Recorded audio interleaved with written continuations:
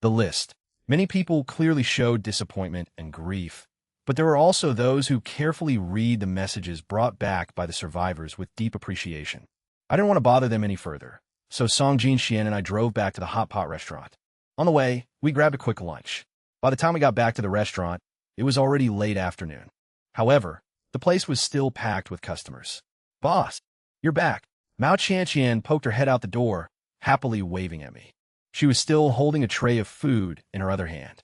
After greeting me, she hurried off to serve the customers. At the pastry counter, Shuiyi's eyes lit up the moment he saw me, flashing a brilliant, sunny smile. The hunters lining up outside were already familiar with the new employee. Seeing this, they teased him, Well, Shui, what's this? We've been lining up all day and didn't get a single smile out of you. But the moment you see the boss, you're grinning from ear to ear." Shui shot me a quick glance, the tips of his ears turning slightly red. "Stop talking nonsense. Your pancake is ready. Take it and go." I just chuckled, paying no mind to their teasing. But Song Jinxian, walking behind me, suddenly darkened his expression. He shot Shui a glance before quietly looking away. Stepping into the restaurant, I headed straight for the kitchen. Right now, they were still chopping vegetables by hand. I had to wait until there were fewer people to take out the machine, rewarded by the system. "How has the restaurant been these past 2 days?" I asked about the situation. "Everything's fine, boss. No one caused any trouble, and the customers have all been very well behaved." Li Hong answered honestly while chopping vegetables. I put all the crystal cores and receipts from the past few days in the drawer next to the cash register. "You can check them whenever you're free, boss." Mao Qianqian ran in to grab some food. Taking the chance to report, I nodded in satisfaction. "Great job, everyone. It's been hard on you." "It's nothing, boss. This is the easiest job I've ever had." Li Hong smiled and replied, "Exactly. Compared to hunting zombies and mutated monsters, this is paradise. Plus, we get to eat our fill and stay warm." Zhao Shi chimed in as well. "Starting tomorrow, we'll have an automatic vegetable slicer in the kitchen. We'll only need one person to plate the food and prep the ingredients. We won't need so many people chopping by hand anymore. In a few days, I'll be opening a barbecue joint next door. They'll be short on staff over there, so if anyone wants to transfer, just let me know." I gave them heads up. "An automatic vegetable slicer? That's going to free up so much labor." "No problem. They can both go help you out over there. I can handle things on my own here just fine." Mao Qianqian was quick to answer. Li Hong and Zhao Shi completely followed my arrangements. As long as they didn't lose their jobs, they were happy to work at either restaurant. I looked around the kitchen. For the past 2 days, they had been cooking their own meals at the restaurant, but the amount of meat they consumed was negligible. I asked around and found out they were eating extremely frugally. You guys don't need to be so stingy with yourselves.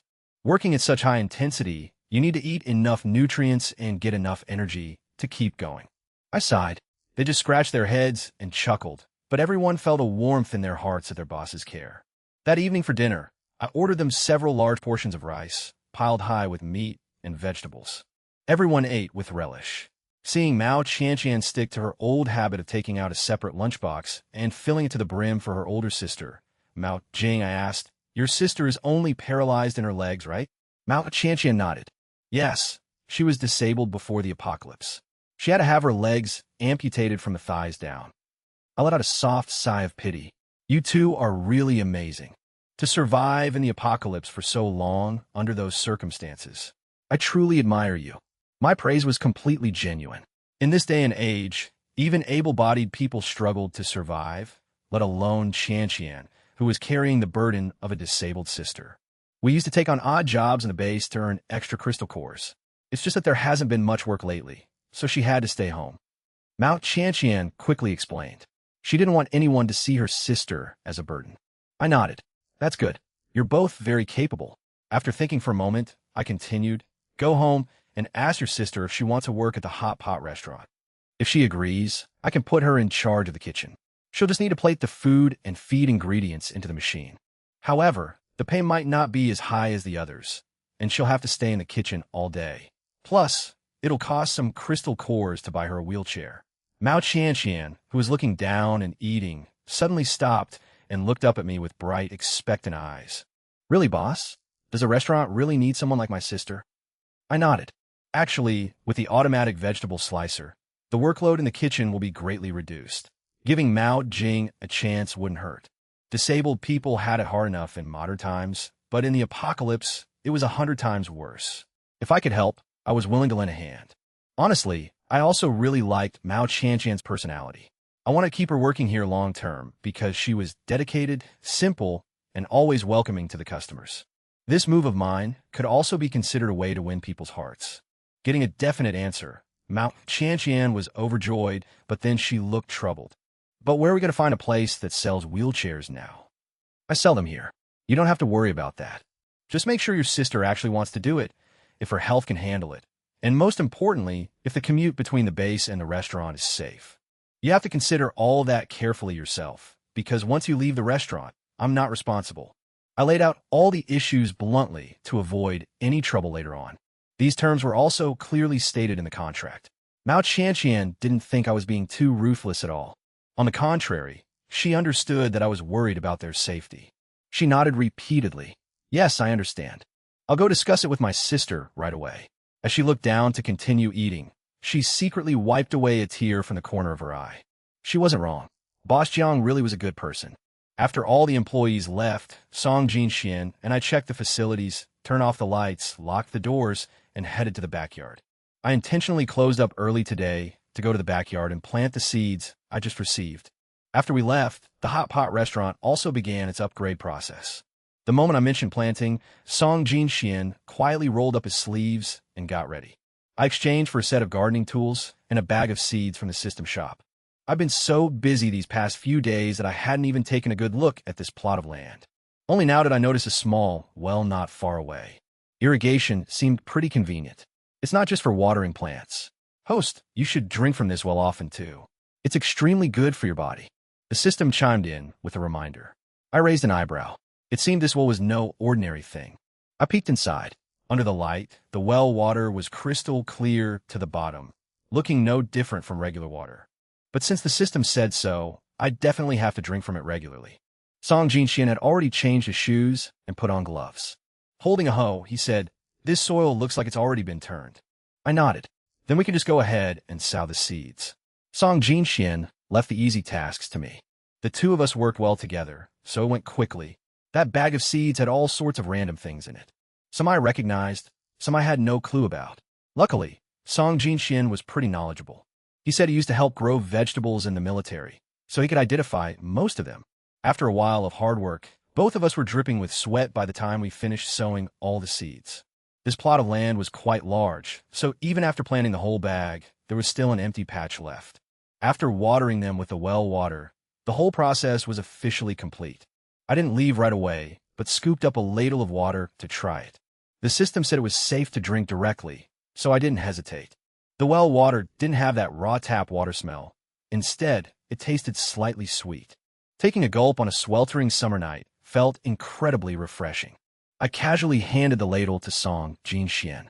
"Here, have a drink." I didn't think much of it when I handed it to him, still immersed in the refreshing feeling the system had advertised. Song Jinxian paused for a second before taking the ladle and drinking a few mouthfuls. I had to admit, this well water was extremely effective at soothing the heat and fatigue from the inside out. The next morning, as soon as I woke up, I saw Song Jinxian standing in a daze in front of the garden through the window. I finished washing up and ran out to take a look. What met my eyes were lush green sprouts that had broken through the soil, gently swaying in the wind. Hearing my footsteps, Song Jinxian turned his head, his eyes revealing absolute shock. For so many years in the apocalypse, humanity had spent countless amounts of effort and money on farming, but the results were always dismal. Yet these plants had grown like weeds overnight, completely defying the harsh environment around them. This was truly too surreal. I was just as stunned. Even without any farming knowledge, I knew damn well that seeds didn't sprout this fast. I glanced at the well. It was definitely because of the well water. We didn't stand there for long and went to the front to open the restaurant. The front restaurant had expanded its scale again. The first floor had an extra row of solo hot pot tables, and the second floor had sprouted for VIP private rooms. The decor looked much more premium and luxurious than before. I took a walk around. The restaurant was so beautiful now that I was even a bit mesmerized. Looking at this place made me miss my old hot pot joint in the real world. I wondered when I'd be able to go back. Mao Chanqian returned the keys to me. When I opened the door, the customers were already waiting outside. As the door swung open, I noticed Mao Qianqian was carrying a woman with a gentle, delicate face on her back. That was definitely her older sister, Mao Jing. I quickly ushered everyone inside and closed the door. Let your sister sit on a chair first. I spoke up. I'm sorry, Boss Jiang. After hearing the news from Qianqian, I tossed and turned all night, unable to sleep. I really don't know how to thank you for giving me this opportunity, so I took the liberty of following Qianqian here today. I hope I'm not bothering you. Mao Jing's voice was very gentle, sounding as soothing as a flowing stream. It's no bother at all. How have you two planned out the commute? I pulled up a chair and sat across from Mao Jing. I really want this job. Qianqian and I have discussed it thoroughly. We don't want to miss such a great opportunity. As for the commute, please rest assured, boss. We will take full responsibility for our own safety and absolutely won't cause any trouble for the restaurant. Mao Jing said resolutely. That's right. I'll take good care of her. My sister can handle a lot of things on her own, too. It won't affect the restaurant's workflow. You can trust me, boss. Mao Qianqian also chimed in to guarantee. It seemed the two sisters had a concrete battle plan. Hearing this, I felt much more relieved. Since I was helping, I might as well go all the way. The rest would depend on her actual abilities. If she didn't do a good job, I'd still have to let her go like anyone else. After that, I pretended to go to the backyard for a moment, but actually went into the system shop to buy a wheelchair. The system only sold the most basic type of wheelchair, but its features were already insane. It could automatically steer, had high-level navigation, and best of all, it even had a stair-climbing mode. I read through the user manual and was amazed. For a disabled person, this was practically like having a real pair of legs again. I bought it for 10,000 points, which was equivalent to one level 4 crystal core. I didn't want to make a profit off the Mouse sisters, so I just told Qianqian to give me exactly one level 4 crystal core and called it a day.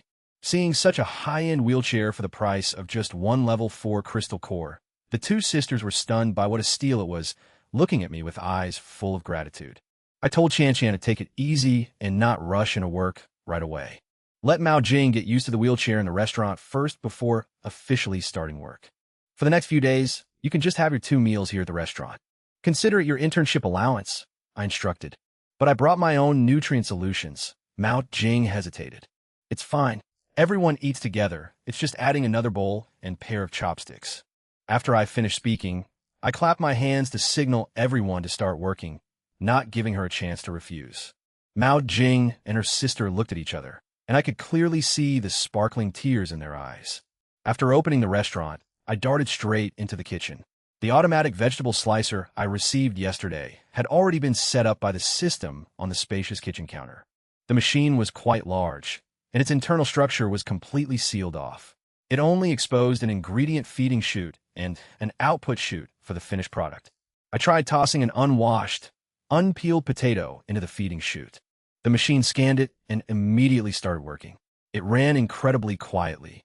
In just a few seconds, a plate of perfectly even potato slices appeared at the output chute, spotlessly clean without a trace of skin or dirt. Li Hong, Zhao Shi, and Mao Jing, who had followed me into the kitchen, were absolutely jaw-dropped in amazement. This machine was truly magical. Where could you find such top-tier technology before the apocalypse? The barbecue joint isn't open yet, so you two can stay here and help out for now. Take this time to study the machine until you're proficient, then teach Mao Jing. Whenever you're free, go out and help the others. I assigned tasks to Li Hong and Zhao Shi. The two of them nodded repeatedly. The employees in the restaurant were quite affectionate with each other. Towards a disabled person like Mao Jing, they were even more patient and enthusiastic in helping her.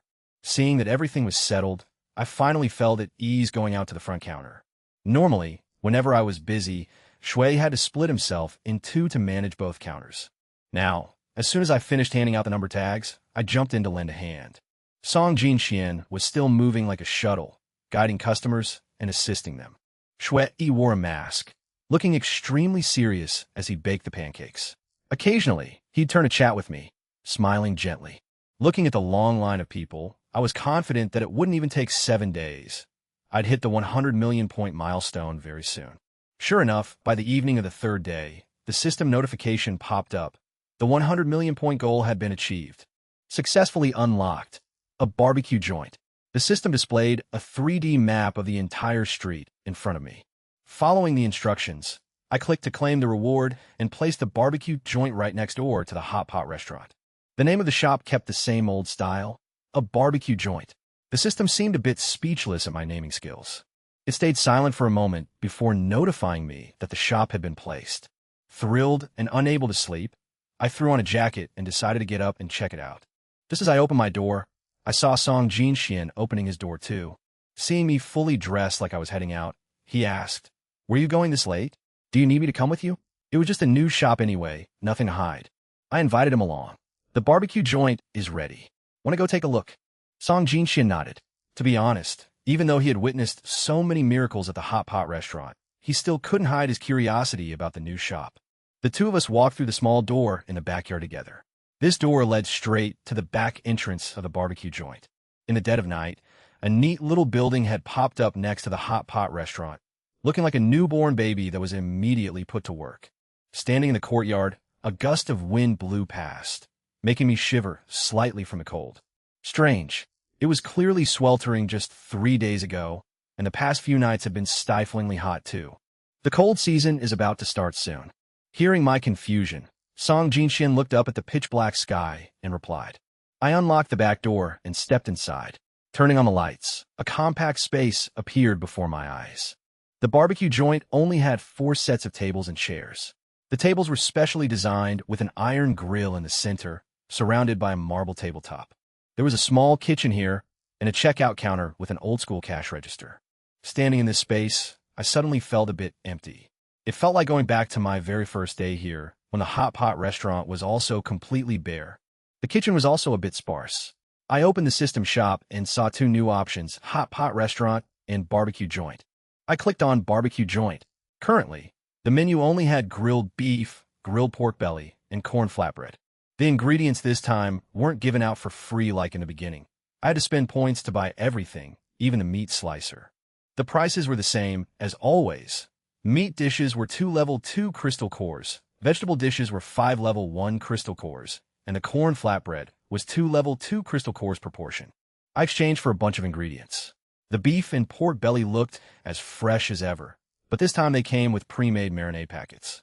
I sliced the meat, mixed in a marinade, and then shoved it all into the fridge. As for the corn flatbread, I exchanged for a large bag of cornmeal. Kneading the dough was pretty easy since the system provided a specialized dough kneading basin with the exact water-to-flour ratio clearly marked. I just had to follow the instructions, and it came out perfect. I'll come over here to manage things tomorrow. You just stay at the Hot Pot restaurant and help me keep an eye on things. I turned and told Song Jinxian. He nodded. Once I'm done over there, I'll come help you. After touring the barbecue joint, the two of us headed back to the backyard together. The next morning, the barbecue joint, standing tall next to the Hot Pot restaurant, naturally caught the eyes of the crowds of customers. Since the shop wasn't open yet, everyone gathered around, peering through the windows, trying to see what was inside, but they couldn't see a thing. Right at that moment, the doors to the Hot Pot restaurant opened, and the customers flooded in. Only a few highly curious individuals stayed behind to wait outside the barbecue joint. The very next second, the door to the barbecue joint swung open too. The customers turned their heads and saw me standing inside. The mouth-watering aroma of marinated meat had already filled the room. Whoa, there's someone inside. Can we come in for some barbecue now, boss? A few regulars asked me with beaming smiles. Come on in and give it a try. Eating hot pot all the time gets boring. Time to switch things up and add some variety to the menu, right? I stepped aside to invite them in. With just 4 groups of customers, the shop was already packed. I had to announce that the people behind them would have to wait in line. The customers whined.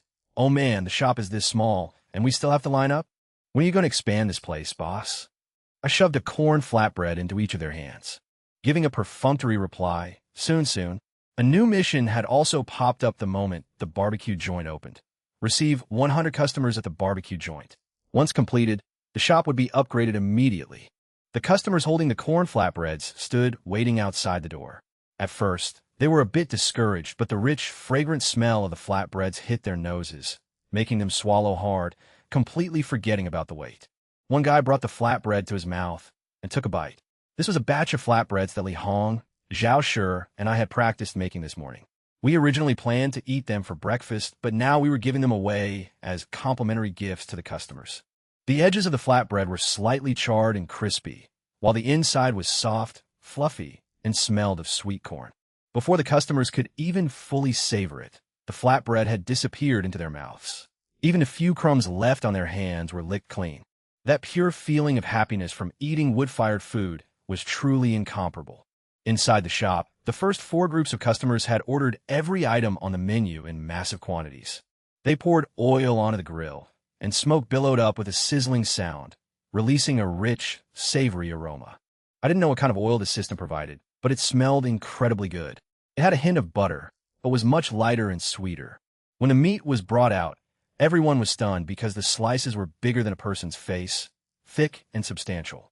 The moment the meat hit the grill, a loud sizzle erupted. The aroma of meat and beef fat exploded in the air. This scent drifted all the way to the shop next door, causing the customers lining up for Hotpot to suddenly catch a whiff of a different flavor and instantly be drawn to it. Hotpot is great and all, but that barbecue looks just as amazing. Seeing those massive slices of meat with clear, marbling searing on the grill, the crowd couldn't stop their mouths from watering. Hey, how about we switch to barbecue today? Deal. We're having barbecue today. Conversations like this kept popping up. Before long, the barbecue joint had relied on its sheer quality to snatch a massive chunk of customers right from its brother, the Hotpot restaurant. There was a distinct difference between grilled meat and hotpot meat. Barbecue carried the heavy breath of kitchen smoke and the signature aroma of charcoal. The fat in the meat melted as it grilled, especially the marbled beef, which felt like it melted right on the tip of the tongue. The customers in the shop were overwhelmed with happiness as they savored the barbecue. Thinking back on the past 10 years of the apocalypse, they truly didn't know what kind of miserable existence they had been living.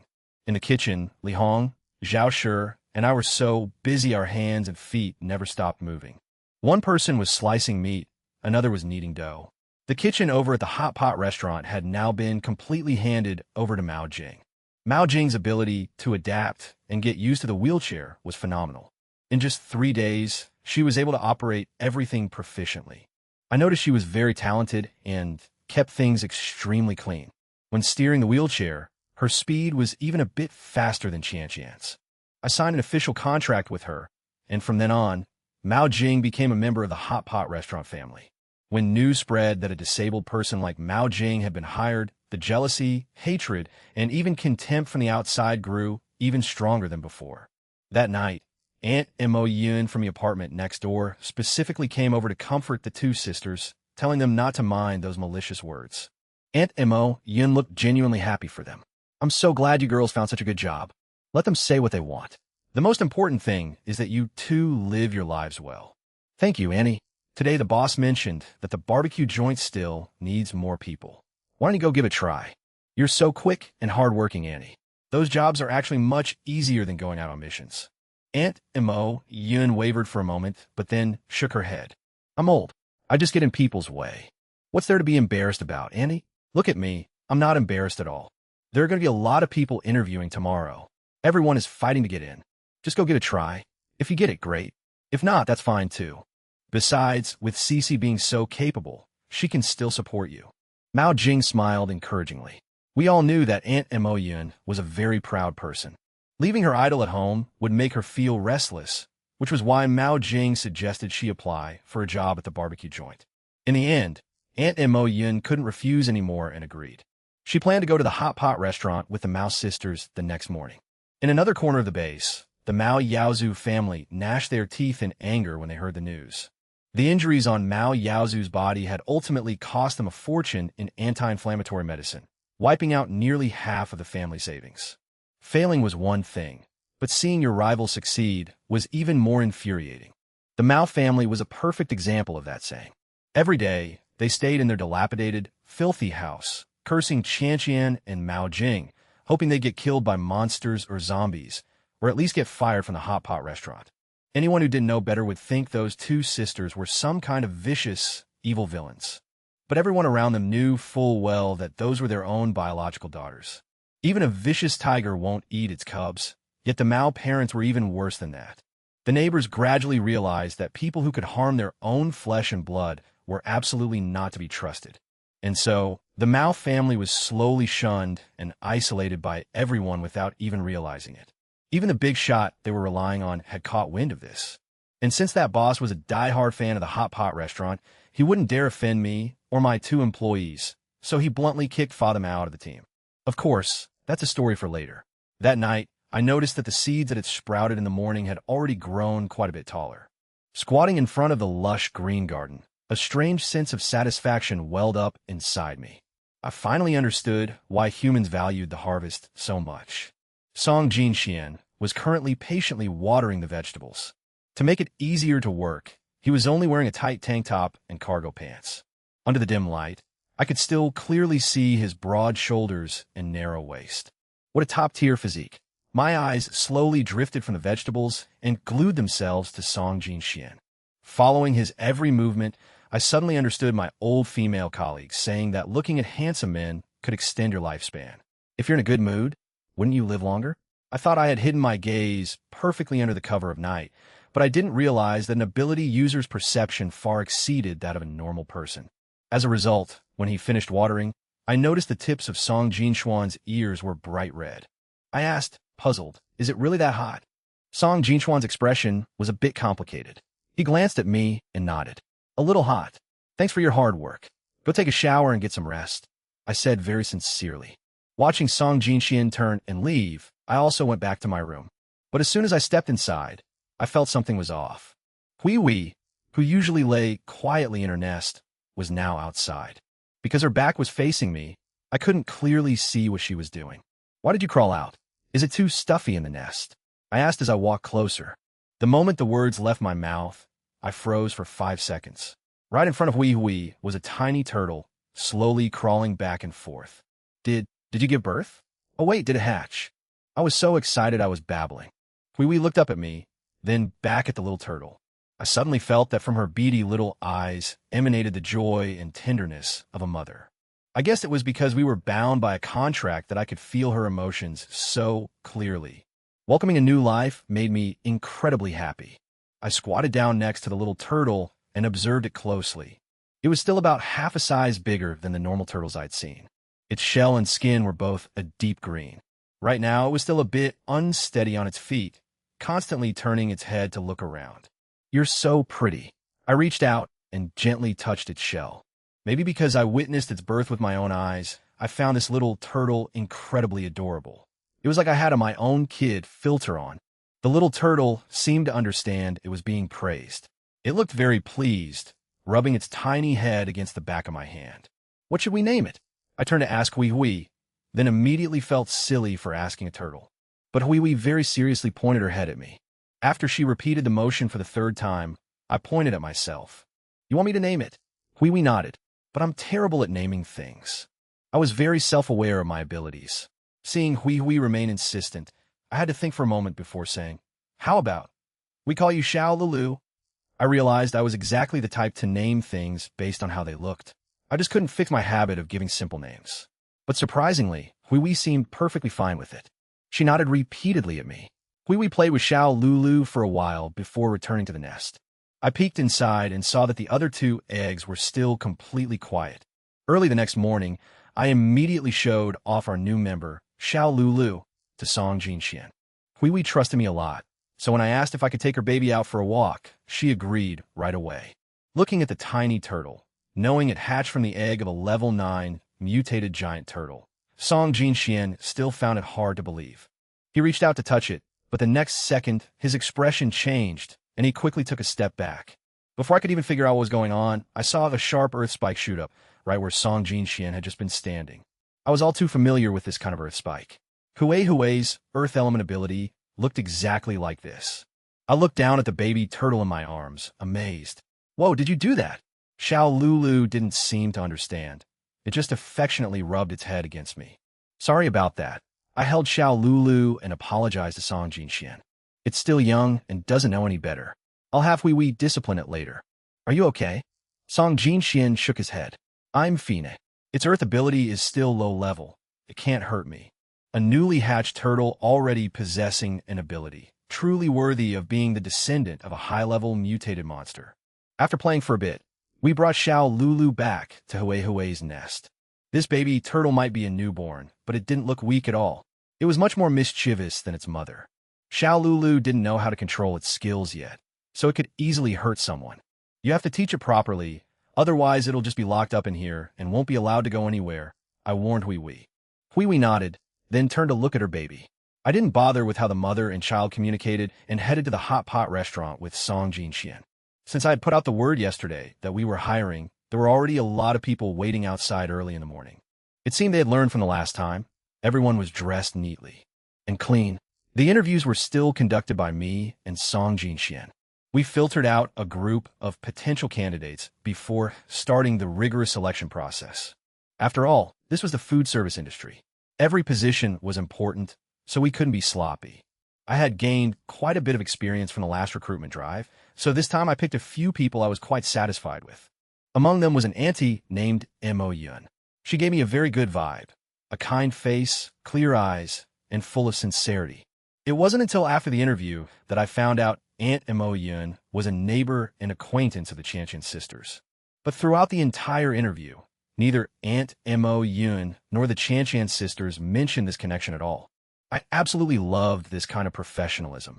Having worked in the corporate world for years, the thing I hated most was nepotism and complicated connections. During the interviews just now, a few people kept hinting that they were distant relatives of this base leader or the grandfather of that base leader. I kicked them out immediately. Seeing that, the survivors waiting behind them didn't dare utter a word, even if they actually had connections. In the end, a total of 7 people were hired. Mo Yun, Guitang, Pan Sheng, Wei Bin, Yang Ting, Xiao Ran, and Su Qing. I assigned An Mo Yun, Wei Bin, and Xiao Ran to the barbecue joint. The rest stayed at the Hot Pot restaurant. After all, the barbecue joint was still quite small, and the bulk of the customers were still flooding into the Hot Pot restaurant. Just relying on Mao Qianqian and Song Jinxian alone was definitely not enough to handle the heat. Now, with 4 new people, I assigned one to help Qianqian, one to assist Shui Yi, and Guitang to run errands in the dining area. His main job was to restock the condiment bar and the self-serve milk tea station. Xiao Ran was an accountant before the apocalypse, so I put her in charge of the cash register in the dining area. Over at the barbecue joint, An Mo Yun was in charge of the kitchen, Wei Bin helped out in the dining area, and Su Qing, who was a teacher before the apocalypse, handled collecting the crystal cores. Everyone was placed in a position that suited their strengths, and both shops suddenly became much livelier. Thanks to this, Song Jinxian and I finally had our hands free and didn't need to be on standby at the restaurant all the time. After all, I still had delivery orders to fulfill, and who knows, I might open another new shop in the future. As a boss, you have to know how to read people and delegate tasks properly. Of course, I couldn't completely trust these people right away. But thankfully, I had a 360-degree blind spot-free surveillance system. Every action in the restaurant was in the palm of my hand. If anyone violated the rules, the system would automatically kick them out of the restaurant immediately. The new employees had this drilled into them during the application process. Everyone patted their chests and promised to work their hardest, absolutely without any ulterior motives. After organizing the work at the Hot Pot restaurant, I wrote out 2 price lists for Su Qing and Xiao Ran, telling them to memorize them so they wouldn't mess up when collecting money. Aunt Mo Yun followed me to the barbecue joint. Looking at the spotless shop, the massive crowd of customers, and the envious eyes of the survivors outside, she was a bit flustered. I led her into the kitchen and showed her how to use the high-tech equipment. Aunt Montak Yun learned incredibly fast. In no time, she had gotten the hang of the workflow. With a robust team of staff, Song Jinxuan's and my workload was visibly lightened. Because efficiency had skyrocketed, during our free time, Song Jinxian and I even managed to sell mineral water in bulk to the base. This was also a massive source of income. Along with the restaurant upgrades, the warehouse area had expanded significantly compared to before. Now it could store a mountain of goods. Boss Jiang, could I buy a wheelchair from you? A survivor asked me hesitantly. I paused for a moment. I could buy wheelchairs and personal items from the system shop. The system didn't forbid me from reselling them, but the revenue from these items didn't count towards the mission goals. Moreover, the crystal cores earned from this retail business couldn't be spent back in the real world anyway. So initially, I didn't plan on selling these cumbersome things and making myself tired. My older brother injured his leg 5 years ago. He's been crawling on the ground ever since. I want him to try using a wheelchair so he can live like a normal person. His voice was calm, but his eyes were tinged with sorrow. I want to buy one for my daughter too. She's been disabled since birth. She's 8 years old now and has never once been out of the house. Another tall, burly hunter also spoke up, pleading, "Boss Jiang, no matter how many crystal cores it costs, we'll pay. Please sell us one." Seeing these people gather around begging after witnessing Mao Jing's high-end wheelchair, I sighed. All right, but I don't accept crystal cores. Anyone who wants to buy a wheelchair, bring gold here to trade. I calculated in my head. Gold in this world right now was no different from scrap metal. I'd seen it in abandoned cities, gold scattered all over the streets, and no one even bothered to pick it up.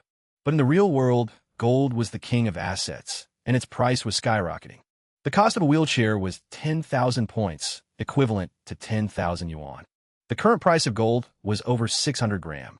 I only needed to collect 10 to 20 grams of gold to make a huge profit. Gold. The customers looked a bit bewildered by my request, since the Hotpot restaurant had only ever taken crystal cores. But gold in the apocalypse really was trash. It obviously wasn't as valuable as crystal cores. A thought suddenly popped into their heads. Could this be Boss Jiang doing charity in disguise? These wheelchairs must cost a fortune in crystal cores that they couldn't afford, so the boss was intentionally making it difficult by asking for scrap gold to save their pride, while paying out of her own pocket to cover the loss. Thinking of this, the hunters were so moved their eyes turned red. Meanwhile, I, the person calculating how much money this pile of gold would sell for in the real world to change my life, turned around to see several pairs of eyes looking at me with pure worship. It left me a bit confused. Why are you collecting gold? It doesn't have any value anymore. Song Jinxian, standing next to me, was also puzzled. I flashed a mysterious smile. Hee, just trust me. It's very useful. And so, jewelry stores that no one had bothered to look at since the apocalypse suddenly saw strange visitors. They started digging through the rubble to find forgotten pieces of gold. Before long, those people returned with bulging backpacks. I led them to the back door for privacy. As soon as they stopped, they dumped their backpacks, pouring out a pile of gold as high as a small mountain. Everything from jewelry to gold bars. The glittering gold almost blinded me. Having lived for over 20 years, this was the first time I had ever seen so much gold. Is this enough, boss? We only went to one nearby shop. If it's not enough, I could go further to find more. One guy asked anxiously, It's enough, it's enough. Actually, I don't even need this much. I squatted down and randomly picked up a handful, but he was afraid I was getting the short end of the stick and kept aggressively stuffing more gold into my hands.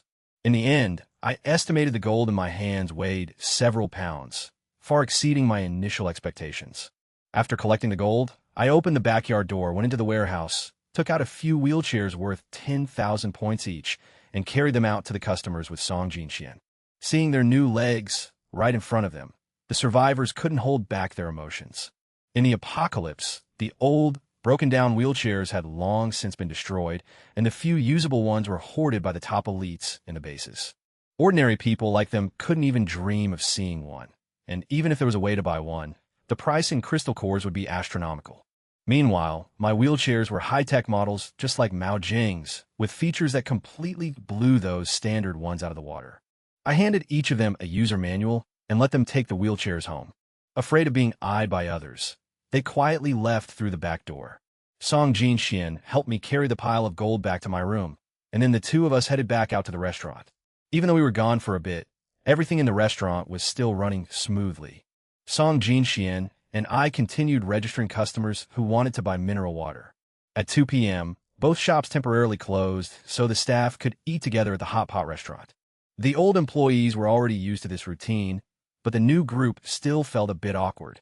Mao Qianqian and Mao Jing didn't hold back at all, clinging to Aunt Mo Yun and asking how her first day at work felt. Aunt Mo Yun couldn't stop smiling, her spirits visibly lifted.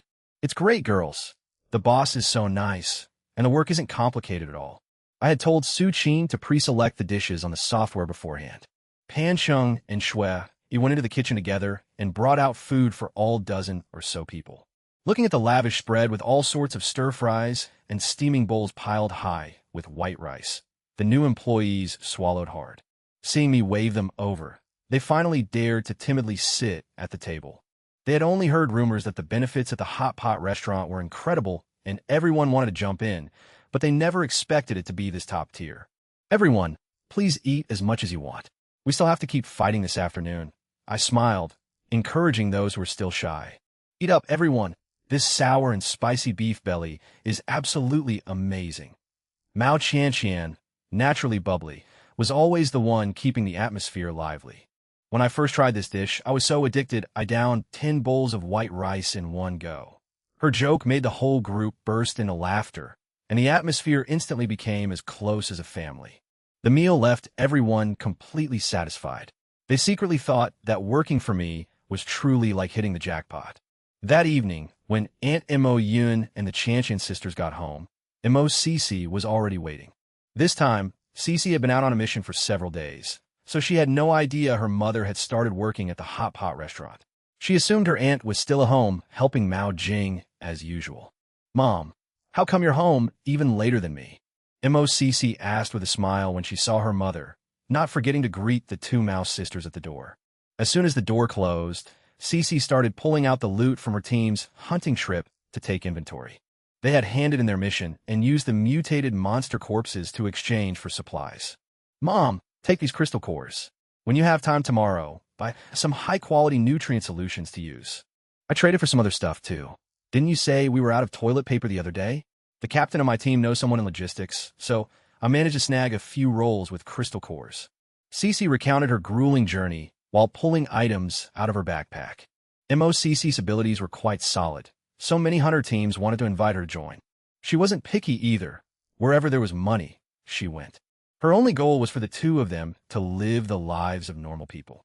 The rolls of toilet paper were slightly yellowed and tiny. This was an extremely luxurious supply in the apocalypse. It took a lot of effort for her to trade for 10 rolls at the price of one high-level crystal core. I bought a lot. When you see Qianqian and the others, give them a roll if they need it. If they offer crystal cores, just take them. They're very proud. You can keep the rest. We'll use them slowly. MOCC's voice was light, clearly very satisfied with the payout from this mission. "Cece, you've worked so hard." Aunt Mo Yun patted her daughter's head. "But you don't have to work so hard anymore. Mom just got a job at Boss John's Hot Pot restaurant. They cover lunch and dinner there, and the food is incredibly good. We even get reward points every month. The boss said those points can be exchanged for all sorts of supplies. Everyone says they have everything there." Hearing her mother's story, Cece was both surprised and heartbroken. Her mother had once been severely injured protecting her, and now she had to go work for someone else. "Is it tiring, Mom? Is it safe? Did Qianqian recommend you?" Cece had no mind to sort the supplies anymore, gripping her mother's hands and firing off questions. "Qianqian and Xiao Jing told me the restaurant was hiring. I figured I was free at home anyway, so I went to give it a try. Who knew I'd actually get hired? The boss is very nice, and the work is light. It's much better than you going out on missions." Xiao Jing is working there too. The boss even sold her a really fancy wheelchair and gave her a job where she could just sit. It's very easy. Aunt Mo Yun slowly recounted her entire day to her daughter. "Boss Jiang really is a rare good person," Cece muttered. In this apocalypse, it had been a long time since she had met someone so generous and kind. Most people only cared about themselves. She really is soft-hearted. Today, I even saw some other survivors come asking to buy wheelchairs. At first, the boss wasn't planning on selling them, but hearing their tragic stories, she agreed. In the end, she only took gold and didn't collect any crystal cores. "That wheelchair is incredibly good. I bet even with high-level crystal cores, you might not be able to buy one." Aunt Montauk Yun sighed in admiration. Similar praises were echoing in the homes of other survivors, especially those families who had just bought wheelchairs today. While I was still busy at the restaurant, Jiang Jun hurried home, carrying the wheelchair. His heart was burning with impatience. He was just an ordinary survivor, but through hard work, he had managed to save up enough crystal cores to rent a private room. Calling it a private room was a stretch. It was actually just a large house partitioned into small cubicles. No ventilation, no soundproofing, but at least it offered a private space. Jiang Jun had an 8-year-old daughter named Jiang Xiaohua. Her legs were disabled, so she couldn't run and play like normal children. In this day and age, a little girl like her was an extremely dangerous target. So he had to risk his life to make money just so she could stay in a relatively safe environment. Xiaohua's mother passed away when she was only 2, leaving the father and daughter to rely on each other to survive. She was his entire life. As soon as he arrived at the housing complex, Jiang Jun bumped into quite a few neighbors. Everyone looked curiously at the metal object folded flat like a board in his hands. When someone casually asked what it was, he didn't hide it, saying it was a wheelchair for Xiaohua. Oh wow, where did you find something so rare? Boss Jiang at the Hotpot restaurant helped me buy it. Jiang Jun didn't go into detail for fear of causing me trouble. He didn't care how massive a gossip bomb he had just dropped. His mind was entirely focused on his daughter waiting in their room. The door to Jiang Jun's room was specially reinforced with several locks to guard against bad people. As soon as he unlocked the door and stepped inside, Xiaohua looked up joyfully. Dad, you're back. Jiang Jun's stern face instantly relaxed into a smile. I'm back. Were you a good girl and practiced your writing at home today? If it were peacetime, Xiaohua would already be in elementary school. But now there were no schools, so Jiang Jun had to teach her how to write himself every day. Her pens were small pebbles picked up from the street, ground smooth by him so they were easy to hold, and her notebooks were the floor and the walls. Currently, half the room was densely covered in her handwriting. The partitioned room was too small. Jiang Jun felt cramped the moment he stepped in. The room only had enough space for a bed. He had built a long wooden plank that could fold down to act as a desk. The walkway next to the bed was so narrow you could only stand sideways, and bending over was difficult. The lighting was dim. Jiang Jun closed the door and lit their last stub of the candle. Xiaohua, look what Dad brought back for you. He placed the wheelchair on the bed and unfolded it according to the instructions. In the blink of an eye, a complete wheelchair appeared before the father and daughter. Dad, why did you bring a chair back? We don't have any room for it, Xiaohua asked, confused. This is a wheelchair.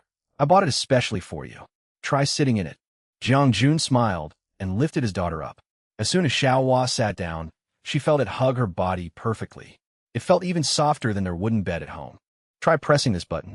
It'll move forward on its own. This button is for reverse, and these are for turning left and right. Under the flickering candlelight, Jiang Jun patiently taught his daughter how to use it according to the manual I gave him. Xiaohua followed his instructions, and the wheelchair indeed slowly started moving. The room wasn't big, so it hit the wall after just a few steps, but that was enough to make the little girl burst into tears of happiness. From the time she learned to cry and smile until now, she had never been able to take a single step on her own. She turned to look at her father, her eyes shining with pure joy. We'll practice slowly. This chair has a lot of features. Tomorrow, Dad will push you outside for a walk, Jiang Jun said. Xiaohua nodded repeatedly, throwing her arms around her father's neck. Thank you so much, Dad. Jiang Jun patted his daughter's head. What are you thanking me for, you silly girl? This heartwarming moment was happening in almost every family that had just bought a wheelchair. I, of course, had no idea that the wheelchairs I sold would have such a massive flexing effect. Right now, Song Jinxian and I were busy watering the backyard. At this rate, I bet we can harvest them tomorrow, I said to him, looking at the lush green vegetables. Song Jinxian looked up, shock clearly visible in his eyes as well. It had only been 2 days, and the vegetables had grown like weeds. But then he looked worried. If this secret gets out, I'm afraid those extremist bases or greedy hunters will do something reckless. You'll be in danger. When he voiced his concern, I just waved my hand. Not the least bit afraid. It's fine. I'm safest right here. No one in this world is capable enough to hurt me or this restaurant. Besides, I plan to set aside a portion of these vegetables to sell to everyone later and use the rest for the restaurant. Just saying, if someone wanted to seize this vegetable garden, do you think the customers lining up to buy my vegetables would just sit back and let them? The vegetables in the garden could be traded, and they still counted toward the reward points as usual. In front of Song Jinxian, I rarely hid anything. Except for the system and my transmigrating here, I showed off all my abilities. Even knowing I was incredibly powerful and that ordinary people couldn't touch me, Song Jinxian still instinctively worried about me. Hearing my response, he fell completely silent. He was probably wondering if he was worrying over nothing, or if he was annoying me. This guy, who was single by sheer skill, probably stayed up all night overthinking it. The next morning, as soon as I stepped into the garden, I was met with an unbelievably vibrant sight. Tightly packed cabbages, plump round potatoes, and bright red ripe tomatoes. The whole garden was overflowing with life, and the scent of earth and plants was incredibly pure. Looks like we'll have to mobilize everyone for the harvest today. And so, the customers arriving at the restaurant today only saw 2 giant signs pasted on the door. Closed for the day due to farm work. Fresh vegetables will be on sale tomorrow. Limited to the first 100 customers. max 1 kilogram per person. This news exploded like a nuclear bomb in the survivor community. It was even more shocking than the restaurant being closed today. What? Boss Jiang is selling fresh vegetables tomorrow, and there are only 100 spots? With a limit too? Will I even get a turn? Forget it. I'm pitching a tent and sleeping here tonight just to be safe. I have to secure a pound of vegetables no matter what. Sure, keep it to yourself. Don't go blabbing it everywhere, or it'll be so packed tomorrow we won't even be able to squeeze in. Even though they told each other to keep it a secret, the news still grew wings and spread everywhere at lightning speed. I had no idea I had just caused a storm on the apocalyptic social network. At this moment, I was standing in front of the vegetable garden with my 13 employees. This is everyone's task for today. Once we finish harvesting, we can get off work early. I announced loudly, but no one replied. I turned around and saw that, except for Song Jinxian, everyone was frozen in shock for 5 seconds, staring at the vast vegetable garden. Mao Qianqian even rubbed her eyes a few times, thinking she was dreaming. They all thought the vegetables in the restaurant were imported from somewhere else. Who would have thought I'd hacked a garden of this scale right in the backyard? It was hard enough for plants to survive nowadays, let alone grow this fast and lush. But at Boss Zhang's place, it seemed all the laws of nature were completely bent. I understood how they felt, so I handed everyone a set of tools. Let's get to work, everyone. The plot is huge. We've got a lot to do. The employees snapped out of their days. Even though they still felt it was surreal, everyone eagerly started harvesting. Familiar vegetables from before the apocalypse were now resting in their hands, fresh and full of hope. For a moment, they felt as if they had time traveled back to peacetime, with no more roars of zombies or mutated monsters. At this moment, looking at me, it was as if they had added a sparkling, divine filter to my image. Having a lot of people really made things fast. In just over half a day, more than half the garden was cleared. At noon, I brought out some extra chairs to the courtyard, and the whole group ate lunch together right under the ancient tree. Boss, our backyard is absolutely top tier. The employees were exhausted from working, but now, sitting in the cool breeze without worrying about monsters chasing them, everyone felt incredibly chill. In the afternoon, it didn't take long for the rest of the vegetables to be picked clean. Keeping my promise, I let the employees get off work early to rest. There wasn't much left to do anyway. Song Jinxian and I could easily handle the rest ourselves. After sorting and cleaning the vegetables, the two of us started packing them into 1 kilo bags, making exactly 100 bags in total. I mixed a variety of vegetables into each bag for diversity. Even though no two bags were exactly the same, I definitely wasn't going to shortchange anyone on the weight. Every bag was full and heavy. The two of us chatted while packing them in the middle of the courtyard. Having a companion made the work fly by. Even after packing 100 bags, there were still quite a lot of vegetables left over. I shoved them all into the system inventory to keep them fresh. Among today's loot, the most productive was the potatoes. We harvested nearly 1,000 kilos, no joke. Every plant yielded a massive cluster of huge potatoes. When we dug them up, everyone's jaws dropped. To be honest, even before the apocalypse, I had never seen a harvest this absurdly bountiful. Because the barbecue joint had just completed the mission of receiving 100 customers yesterday, and I was swamped with the garden today, I still hadn't had time to go over and see how it had transformed. After this upgrade, the dining area of the barbecue joint had increased to 8 sets of tables and chairs, making the space more than twice as large. The system was also thoughtful enough to add 2 new items, grilled lamb chops and button mushrooms. Exactly my kind of food. I exchanged for the ingredients from the system shop and neatly stacked them in the fridge, then finally walked around to the front door with Song Jinxian. As soon as I stepped out of the barbecue joint, I froze for a few seconds. A massive crowd of customers had gathered, and some guys had even brought tents and pitched them right in front of the door. Looking at this scene, if it weren't for the signboard, I would have thought I was at some campsite instead of a restaurant. What are you all doing? Why are you pitching tents here? I asked, bewildered. Just for tonight, boss. We'll pack up first thing tomorrow morning. We won't affect the restaurant's business.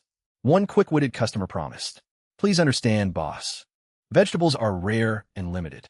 If we don't do this, how are we supposed to compete with everyone else?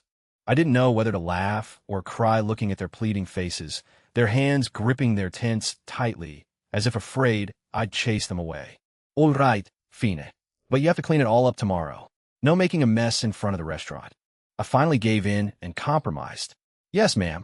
Don't worry, boss. We'll clean up all the trash tomorrow and give you back a spotless storefront." The customer grinned and went back to reinforcing his tent. After talking, Song Jin Xian and I continued over to the Hotpot restaurant. As soon as I looked up, I saw a clear change. The two-story restaurant had now grown a towering third floor. The modern minimalist style from before had been elevated to a whole new level, looking much more luxurious. The exterior was clad in pristine white ceramic tiles, accented with a few artistic patterns that looked very tasteful.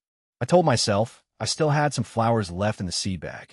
When I had time, I'd plant them around the restaurant to make it look more poetic. My curiosity piqued. I quickened my pace to see what the third floor looked like. As soon as I walked into the restaurant, I saw Yuan floating down. It must have just finished doing a deep clean upstairs. The first floor had also been expanded. The solo Hotpot area now had partitions, creating small, private booths.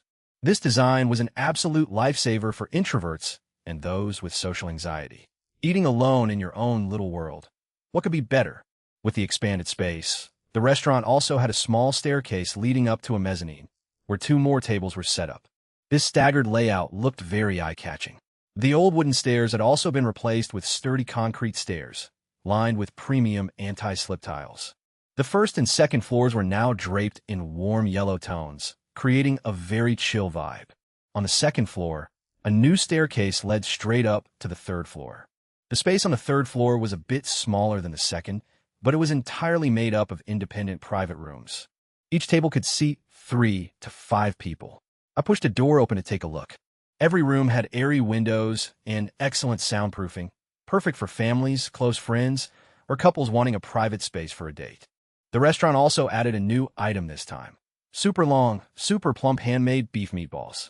I generously spent my reward points to buy a 10-kilogram bag straight from the system shop. The price was as dirt cheap as always. When I spun the lucky wheel, I even won handmade pulled noodles for the Hotpot restaurant. I realized my luck seemed to have gotten a lot better lately. When I first had the Hotpot restaurant, I kept landing on those boring green spaces. Now I was constantly hitting the blue and orange spaces, all top-tier stuff. After finishing the tour, Song Jin Xian and I went through the back door to return to the backyard. Before leaving, I glanced out the window at the crowd camping outside. They were very considerate, keeping absolutely quiet for fear of annoying me and getting banned for buying vegetables. The crowd outside might be lying in their tents, but there was no way anyone was getting a wink of sleep. Everyone was obsessing over buying vegetables tomorrow morning. When I woke up, the sky was still hazy with morning mist. Looking at the clock, it was only a little past 5 a.m., but I felt unusually wide awake. It seemed that ever since I started drinking the well water in the backyard regularly, my health had skyrocketed. I didn't feel sluggish like before. As soon as I stepped out of my room, I saw Song Jin Xian had been up for ages, vigorously exercising in the middle of the courtyard. Seeing that everyone was ready, I decided to open early to deal with the vegetables, preventing the vegetable buyers from clashing with the Hotpot customers and causing a traffic jam in front of the restaurant. As soon as I opened the door, I was once again shocked by the number of people waiting. It was several times larger than the camping crowd from yesterday. Seeing me appear, the crowd surged forward like they were seeing an idol. "Boss Jiang, can we start buying vegetables now?" Seeing that there were enough people, I nodded. Song Jin Xian quickly set up a table and chairs and directed everyone to line up. The customers hurriedly squeezed into line, everyone terrified that if they were too slow, they'd lose their spot. The noise and pushing started to erupt. "No pushing. Anyone who causes a disturbance will have today's vegetable sale canceled for them." My face darkened as I gave a clear warning. My words carried immense weight. The crowd instantly fell dead silent and obediently lined up in perfect order. Song Jin Xian took out the 100 number tags he had prepared last night and started handing them out. As he handed them out, the eyes of the people below were as tense as bowstrings, tracking every single tag as if looking at gold. The tags dwindled and then ran out completely. Those who got a tag cheered in celebration, while those who missed out sighed and groaned, blaming their terrible luck. Hearing the complaints everywhere, I called out while setting the vegetables on the table, "Don't worry, everyone. I'll be selling another 500 portions tomorrow." My words hit right on the spot, and the crowd erupted in joy again. 500 portions. That's 5 times as many as today. We'll definitely get a turn. Those without tags didn't leave either. They just stood around watching to see what Boss Zhang's vegetables looked like.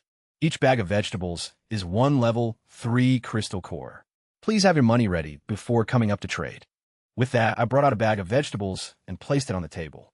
Lush, juicy green leaves, accompanied by a massive potato. I said it was 1 kilo, but I had stuffed extra into every single bag for the customers. Looking at the tiny water droplets still clinging to the leaves was enough to make anyone drool. The people watching from the outside were literally salivating. What's going on here? Why are there so many people lining up? A newly arrived customer asked, bewildered. You don't know? Boss Jiang is selling fresh vegetables. There were only 100 portions today. I got here at 4 a.m. and still missed out. Vier Uhr nachts? Those guys over there pitched tents and slept here since last night. Who are you to think you'd beat them? The guy asking had probably just returned from a mission and was out of the loop. Hearing this, his face twisted as if he had just lost. A treasure trove. Don't be sad. There are 500 more portions tomorrow. I'm camping out here tonight just to be safe. The boss said no more pitching tents. If everyone did that, how would the restaurant do business? The customer sighed heavily. Fine, I'll just pull an all-nighter then. I have to secure a bag of vegetables no matter what. Boss Jiang, do you sell wholesale in large quantities? I'm willing to pay double the price. When it was the base leader of the Red Rabbit base's turn, he couldn't hold back and asked the core question directly. I shook my head. Unfortunately, I don't have a wholesale policy at the moment. I didn't completely shut the door on the idea, because who knows, maybe the system would unlock a large-scale farming plantation later. Hearing this, the Red Rabbit base leader wasn't too surprised, but disappointment was clearly written on his face. By the time we had sold half of it, my employees started trickling in for work. With more people helping, the transactions went much faster. Before long, all 100 bags of vegetables were completely sold out. My staff and I cleared the tables and chairs to start our regular opening hours. The customers who managed to buy vegetables happily carried them away like they had struck gold. Those who didn't click their tongues and told each other they might as well go in for a hot pot or barbecue meal to make up for the wait. Today, Aunt Mo Yin didn't come alone. Accompanying her was a young, energetic girl. She proactively came up to greet me. Only then did I realize this was Mo.Cc, the daughter her aunt always mentioned with such pride. Thank you, Boss Jiang, for taking care of my mom all this time. This was the umpteenth time Cece had said thank you to me. I waved my hand and smiled. Don't be so polite. Aunt Emoyan helps me out a lot too. I heard from my mom yesterday that you're collecting gold, boss. I have this. I don't know if you'll like it, boss. Cece said as she pulled a dark brown wooden box out her backpack. It looked like it had seen some years. Opening it, inside was an intact set of pure gold jewelry. Earrings, a necklace, a bracelet. All of them were engraved with incredibly exquisite and intricate antique patterns. I could tell at a glance. Just looking at the thickness and the craftsmanship, I knew this piece was worth a fortune. I know this stuff isn't worth much nowadays, so just treat it as a little trinket and accept it to make me happy, boss. Mo.Cc brought out such a high-end item, but still felt it wasn't enough to show her sincerity, a hint of shyness flashing across her face. I've already signed a contract with Aunt Mo Yun. We're just helping each other out. You really don't need to be so polite. I closed the box, intending to return it to Mo.Cc. Boss Jiang, please just accept it. I often have to go out on missions, so I'll have to trouble you to keep an eye on my mom in the future. If you don't take it, I won't have any peace of mind when I'm out there. Mo.Cc spoke with such sincerity that I finally nodded and accepted the jewelry set.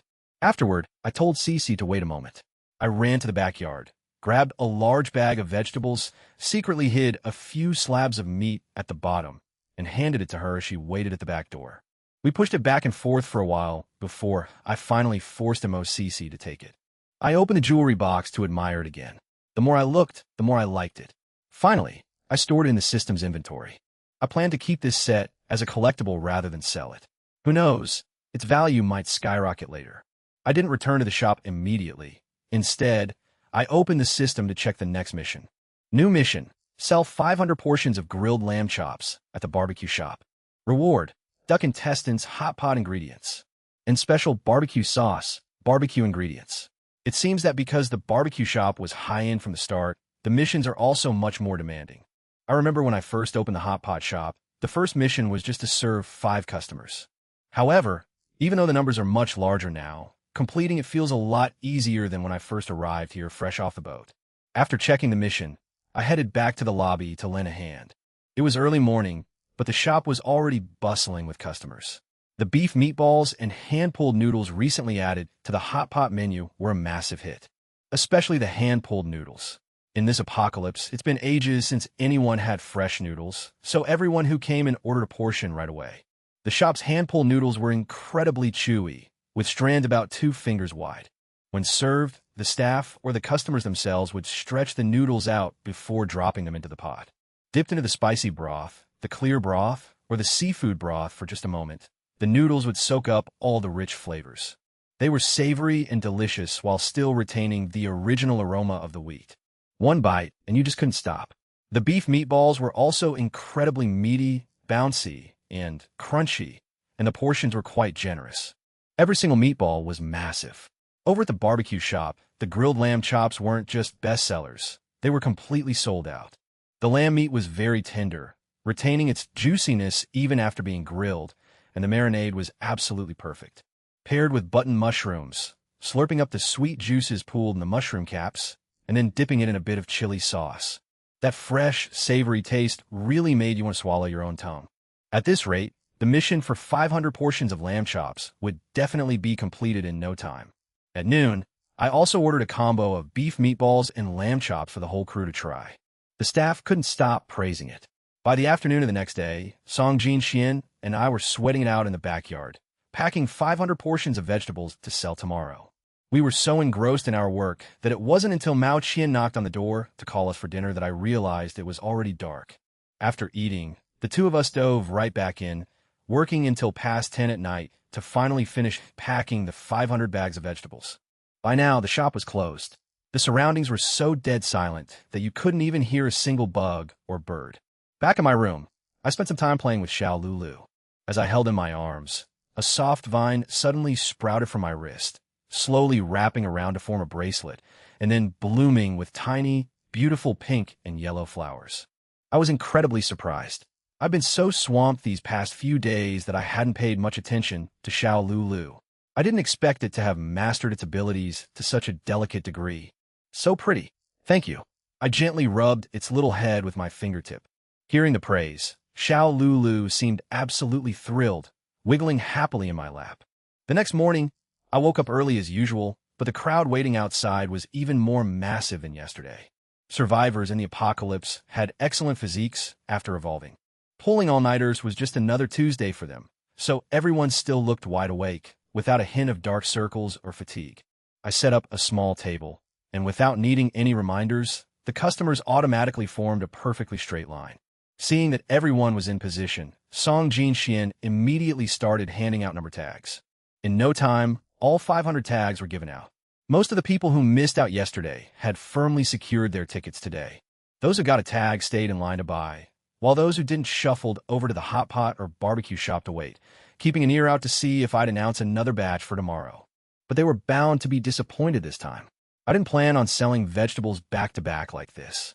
If I wanted to sell more, I'd have to wait for the next batch to ripen. That evening, Song Jin Xian and I took the time to sow seeds in all the remaining empty plots of land. This time, after using up all the reward seeds, I even had to hit up the system shop and buy a massive bag of mixed seeds. With the sowing and watering done, all that was left was to sit back and wait for them to sprout and grow.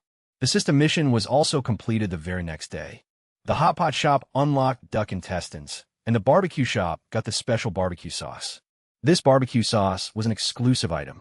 It had a strangely refreshing taste that perfectly neutralized the greasiness of eating too much grilled meat. As for the duck intestines, they only needed to be dipped for about a minute to be ready. They were crispy and crunchy, without the slightest hint of a gamey smell. At noon, I treated myself to a plate of hot and sour stir-fried duck intestines with ginger and pickled peppers. One bite, and it felt like I had time traveled back to the modern world. Sitting in a little eatery tucked deep in an alley in my hometown, where a veteran chef only needed to toss the wok over high heat for a few minutes to serve up a mind-blowingly delicious plate of hot and sour duck intestines. Eating this made me homesick. Come to think of it, I've been in this apocalypse for a few months now, but back in the real world, it's probably only been a few days. If I called my parents right now and told them I missed home, they'd probably think something terrible had happened. They might even scramble to buy train tickets to the city to visit me overnight. I suppressed my emotions and forced myself to finish the meal. The next mission arrived in the middle of the night, exactly 1 week after I completed the previous one. I found it a bit strange over the past few days because the system had been dead silent, not issuing any new missions. When I asked, it just told me to take it easy and wait. As for what I was waiting for, it didn't say. Today, I finally understood what I was waiting for. The mission panel flashed a glaring red, displaying an emergency notification. Before the Western base is completely wiped out, deliver at least 200 portions of pan-fried buns and milk tea there. This mission meant that not only did I have to prevent the base from being destroyed, but I also had to ensure that at least 200 people survived. Otherwise, the mission would be a total failure. The reward for success was mobile barbecue cart. This was a small stall that could be pushed outside the shop. Its functions didn't seem to be limited to just selling barbecue. I didn't even have time to read it carefully and hurriedly close the notification panel. At first, the mission was green, but after I finished looking at the reward, it gradually shifted to a warning yellow. The system said that if it turned red, the situation would be hanging by a thread. I sprang out of bed like a coiled spring, rushed over to pound on Song Jinxuan's door, briefly explained the situation, and told him to help me pack at least 250 portions of buns and milk tea. Song Jinxian didn't ask a single question. He quickly got dressed and helped me pack the goods. As we packed, I anxiously kept an eye on the mission's color. Thankfully, it stayed yellow and hadn't turned red yet, proving that the people at the base were still holding on. Very quickly, we finished preparing the hot milk tea and buns. I already had quite a bit of food stored in my inventory, so gathering it all was more than enough to serve them. The two of us loaded everything onto the electric cart, ready to go. Before heading to the Western base, I told Song Jinxian to swing by Mao Qian's place for a moment. The sisters' lives had been busy lately, but they were doing incredibly well for themselves. Especially Sister Jing. She used to just hole up in a house. Even though she never said it, I knew she desperately longed to interact with the outside world. Now that she had this job, no one dared to gossip about her disability anymore, nor did anyone dare to call her a burden. The way they looked at her now held much more admiration than malice. For her, a life like this was more than enough. In the middle of the night, the sisters had only been asleep for a few hours when they heard a knock on the door. Mao Qian bolted upright instantly, her hand reaching for the gun under her pillow. It's so late. Who could it be? Sister Jing also woke up, frowning as she propped herself up, intending to transfer to her wheelchair. To stay in bed. I'll go check. Mao Qian slipped out of bed quietly, making no sound as she approached the door. Qian, are you home? It's Boss Jiang here. The knocking continued steadily, accompanied by my familiar voice. Mao Qian immediately dropped her guard and hurried to open the door. Seeing the door open, I said right away, I have an emergency to take care of. I definitely won't make it back in time to open the shop tomorrow morning. Here, these are the keys to the Hotpot and barbecue shops. Help me open up. Okay. For lunch, you guys can just cook for yourselves. Feel free to use the ingredients, just don't waste them. With that, I shoved the keys into Mao Qian's hands and hurriedly turned to leave. I had gotten Qian's address from the base chief. When I first arrived at this base, the higher-ups were quite alarmed because my identity was rather special. None of them dared to offend me. They even went out of their way to suck up to me, hoping for priority access if the Hot Pot shop released any new dishes. But I declined their enthusiasm, only asking for Qian's address before leaving with Song Jinxian. When the two of us left Qian's house, the base chiefs were still standing there waiting to see us off. With the shop's matters settled, half the weight was lifted off my chest. Now it was time to go all out and rush to the Western base. At this moment, the inside of the Western base was in absolute chaos. They had been ambushed in the dead of night. A massive fireball fell from the sky, wiping out countless survivors right in their sleep. Immediately after, the base's defenses were easily breached, and zombies and mutant beasts seized the opportunity to flood in like a tidal wave. Awakened Li Ying and her teammates were desperately escorting civilians to the central warehouse area to take shelter. Observing from a high vantage point, she suddenly noticed several towering dark figures standing behind the encroaching horde of zombies. At first glance, they looked human, but their movements were incredibly bizarre. One of them had an arm that didn't look human in the slightest. Li Ying rubbed her eyes and looked again, but the shadows had vanished without a trace. Could she have seen it wrong? Suppressing the unease in her heart, she hurriedly reported this to her teammates, but the guy next to her looked skeptical. You probably just saw it wrong. How could a normal person have the arm of a wild beast? Li Ying shook her head. I hope I saw it wrong too. but it's better if everyone stays on high alert. This ambush isn't simple. Just as she finished speaking, another earth-shattering explosion rang out. Flames shot high into the air, illuminating the entire night sky. Oh no, it's the logistics area and the warehouse. The awakened turned pale and frantically rushed toward the fire. When they arrived, they found several figures already standing there. The group froze for a moment. In the pitch-black night, they couldn't tell if the other party was friend or foe. Li Ying's earlier warning suddenly flashed in their minds, sending chills down everyone's spines. Hey, what are you standing there for? Why aren't you helping put out the fire? An earth type awakened with a booming voice yelled at the dark figures. The moment the question left his lips, the sharp sound of something tearing through the air rang out. The group reacted swiftly, immediately dodging to the side. When they looked back, they only saw a mound of earth appearing where they had just stood. They thought the earth-type guy had used his ability to escape, but no, a pitch-black spike had pierced right through that solid earthen defense. The thick stench of blood spread on the night wind, chilling everyone to the bone. This earth-type guy's defensive capabilities were top tier in the base, yet he was finished off in an instant, unable to put up even the slightest resistance.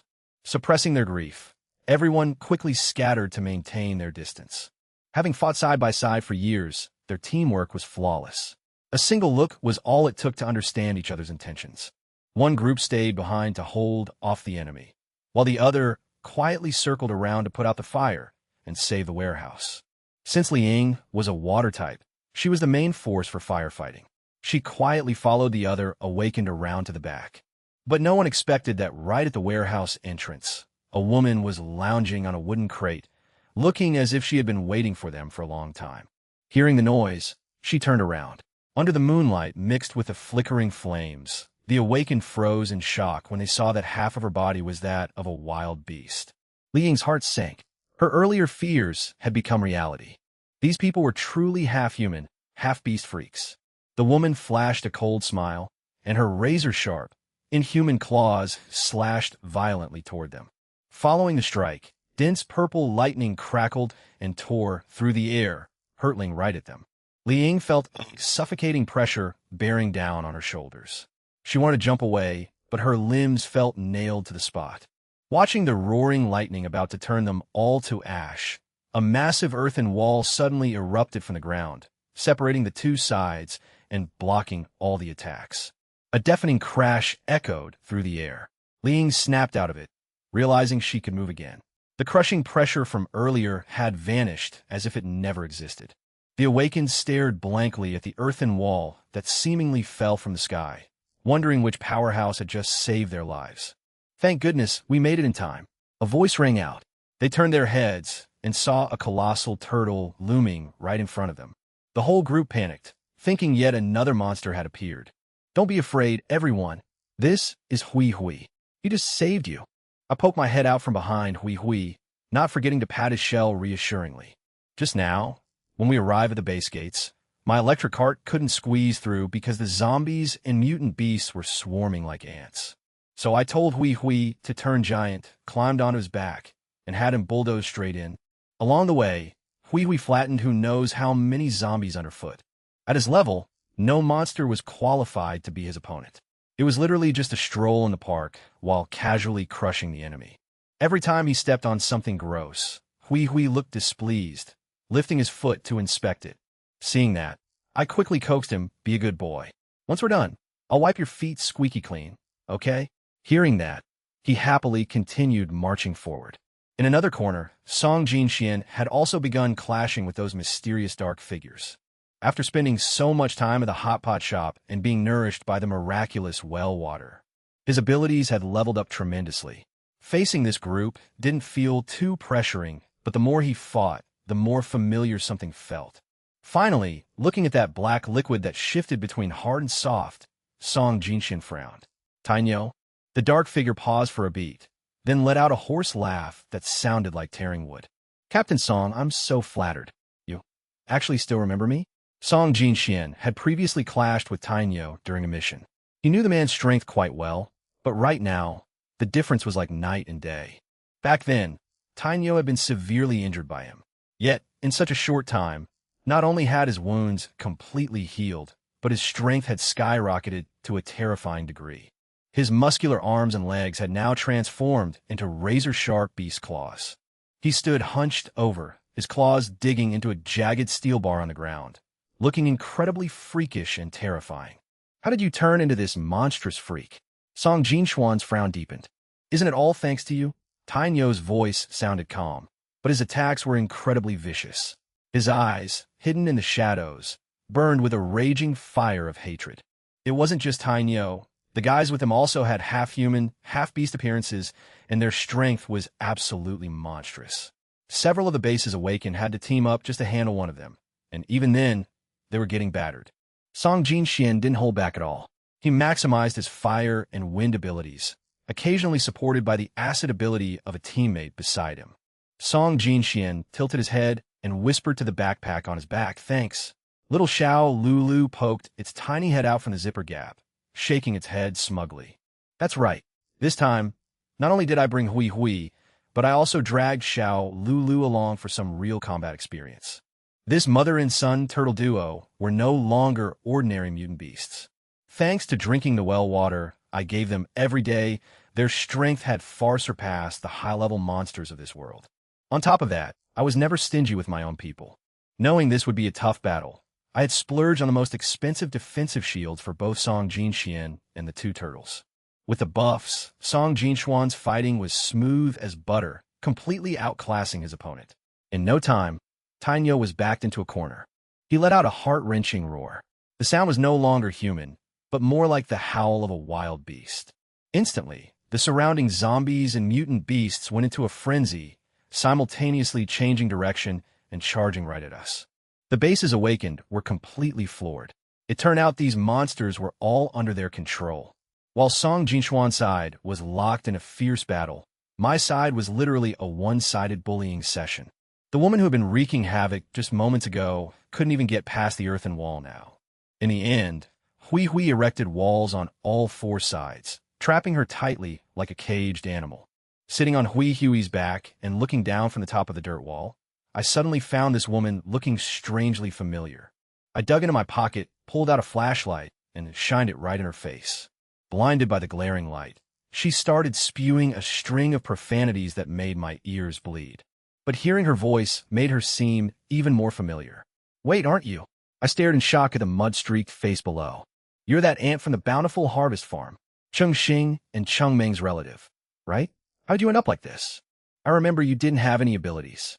The woman currently being suppressed by Hui Hui so hard she couldn't even lift her head was none other than Yang Yan, the ant who had stolen the farm from the Cheng sisters. Looking at her half-beast body, an incredibly absurd thought popped into my head. "Don't tell me. You're leeching off the abilities of those mutant beasts?" Yang Yan no longer had any of the badass aura she had when she first appeared. She just stood in the dirt pit cursing up a storm, absolutely refusing to spill a single word. She kept trying to attack Hui Hui and me with lightning, but the moment those electric bolts touched us, they vanished like soap bubbles. Seeing that I wasn't going to get anything out of her, I pursed my lips and told Hui Hui to lead the dumbstruck awakened over to find Song Jinxuan's group. By the time we arrived, Song Jinxian was just unleashing his ultimate move. A fiery dragon surged forward with the wind, scorching an entire corner of the sky. The tide of the battle instantly turned. Tainyo's side not only lost a comrade, but another was severely injured, forced to prop himself up on the ground with a mantis-like arm while vomiting mouthfuls of blood. Thank goodness we made it in time. Although some of the survivors here were injured, no one had returned to the Earth yet. That's a relief, but there are still a few more who broke into the base. There are hundreds of civilians and our other teammates in there. A guy clutching his chest in pain frantically pleaded for help. Song Jinxian and I exchanged a look and nodded. "We'll head over right now. Everyone, climb onto Hui Hui's back." Once everyone was holding on tight, I told Hui Hui to step on the gas. He usually seemed slow and sluggish, but once he actually wanted to speed up, his pace was nothing to scoff at. Seeing that everyone was safely seated on Hui Hui's back, Song Jinxian decisively delivered the final killing blow. Even at the moment of his death, Tainyo couldn't believe he had lost his life so easily. Back when he was severely injured by Song Jinxian and hiding in that dark room, he thought he was a goner. But then he was saved and told that he could be turned into a mutant far more terrifying than any awakened. He had actively requested to have his limbs replaced with mutant beast parts to boost his strength. Tainyo truly believed he was the chosen protagonist of destiny, so even as he breathed his last, his eyes remained wide open in sheer indignation. Time was of the essence. Urged on by me, Hui Hui moved incredibly fast. The awakened only felt a strong push, and then the surrounding scenery began blurring past them. They never dreamed that one day they'd be riding on the back of a mutant beast like this. Gazes full of awe and admiration simultaneously locked onto me. Of course, I didn't have the time to care about what they were thinking. Looking at the base engulfed in a sea of fire and the mangled corpses scattered across the ground, I could only sigh bitterly. Before long, we spotted the crowd engaged in a fierce battle up ahead. I quickly told Hui Hui to stop. I left Song Jinxian behind to provide support while I continued deeper inside.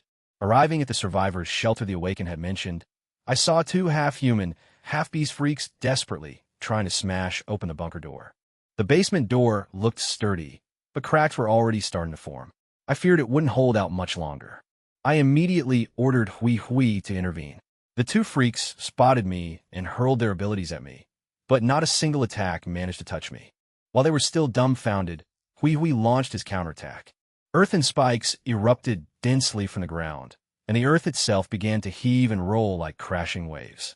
Hui Hui was already a top-tier mutant beast, and after being fattened up in my Hotpot shop for so long, his strength could easily take on a whole mob of awakened and regular monsters combined.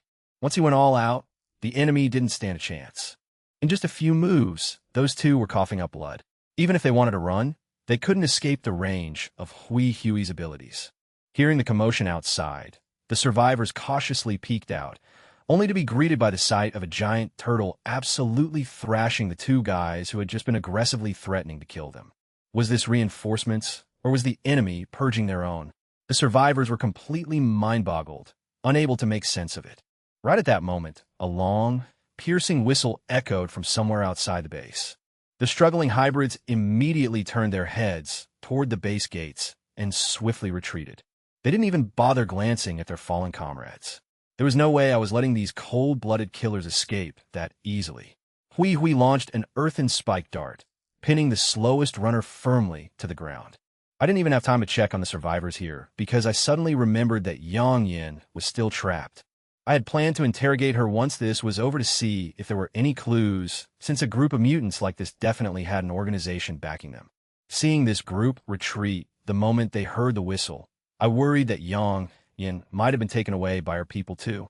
If that happened, all my leads would be cut off. But to my absolute shock, Yang Yin was dead. Her eyes were wide open, filled with confusion and terror. When I rushed outside, I only caught a glimpse of a man standing on the head of a massive, mutated black snake. When I looked over, the figure seemed to be observing me as well. Then, in the blink of an eye, both the man and the snake vanished from sight. Who was that just now? I frowned. My intuition told me that this guy was the final boss behind all of this. I didn't get a clear look. Song Jinxian shook his head. The person's build didn't give him any sense of familiarity. The base was still a total mess right now, with countless injured people. We couldn't exactly chase after him anyway.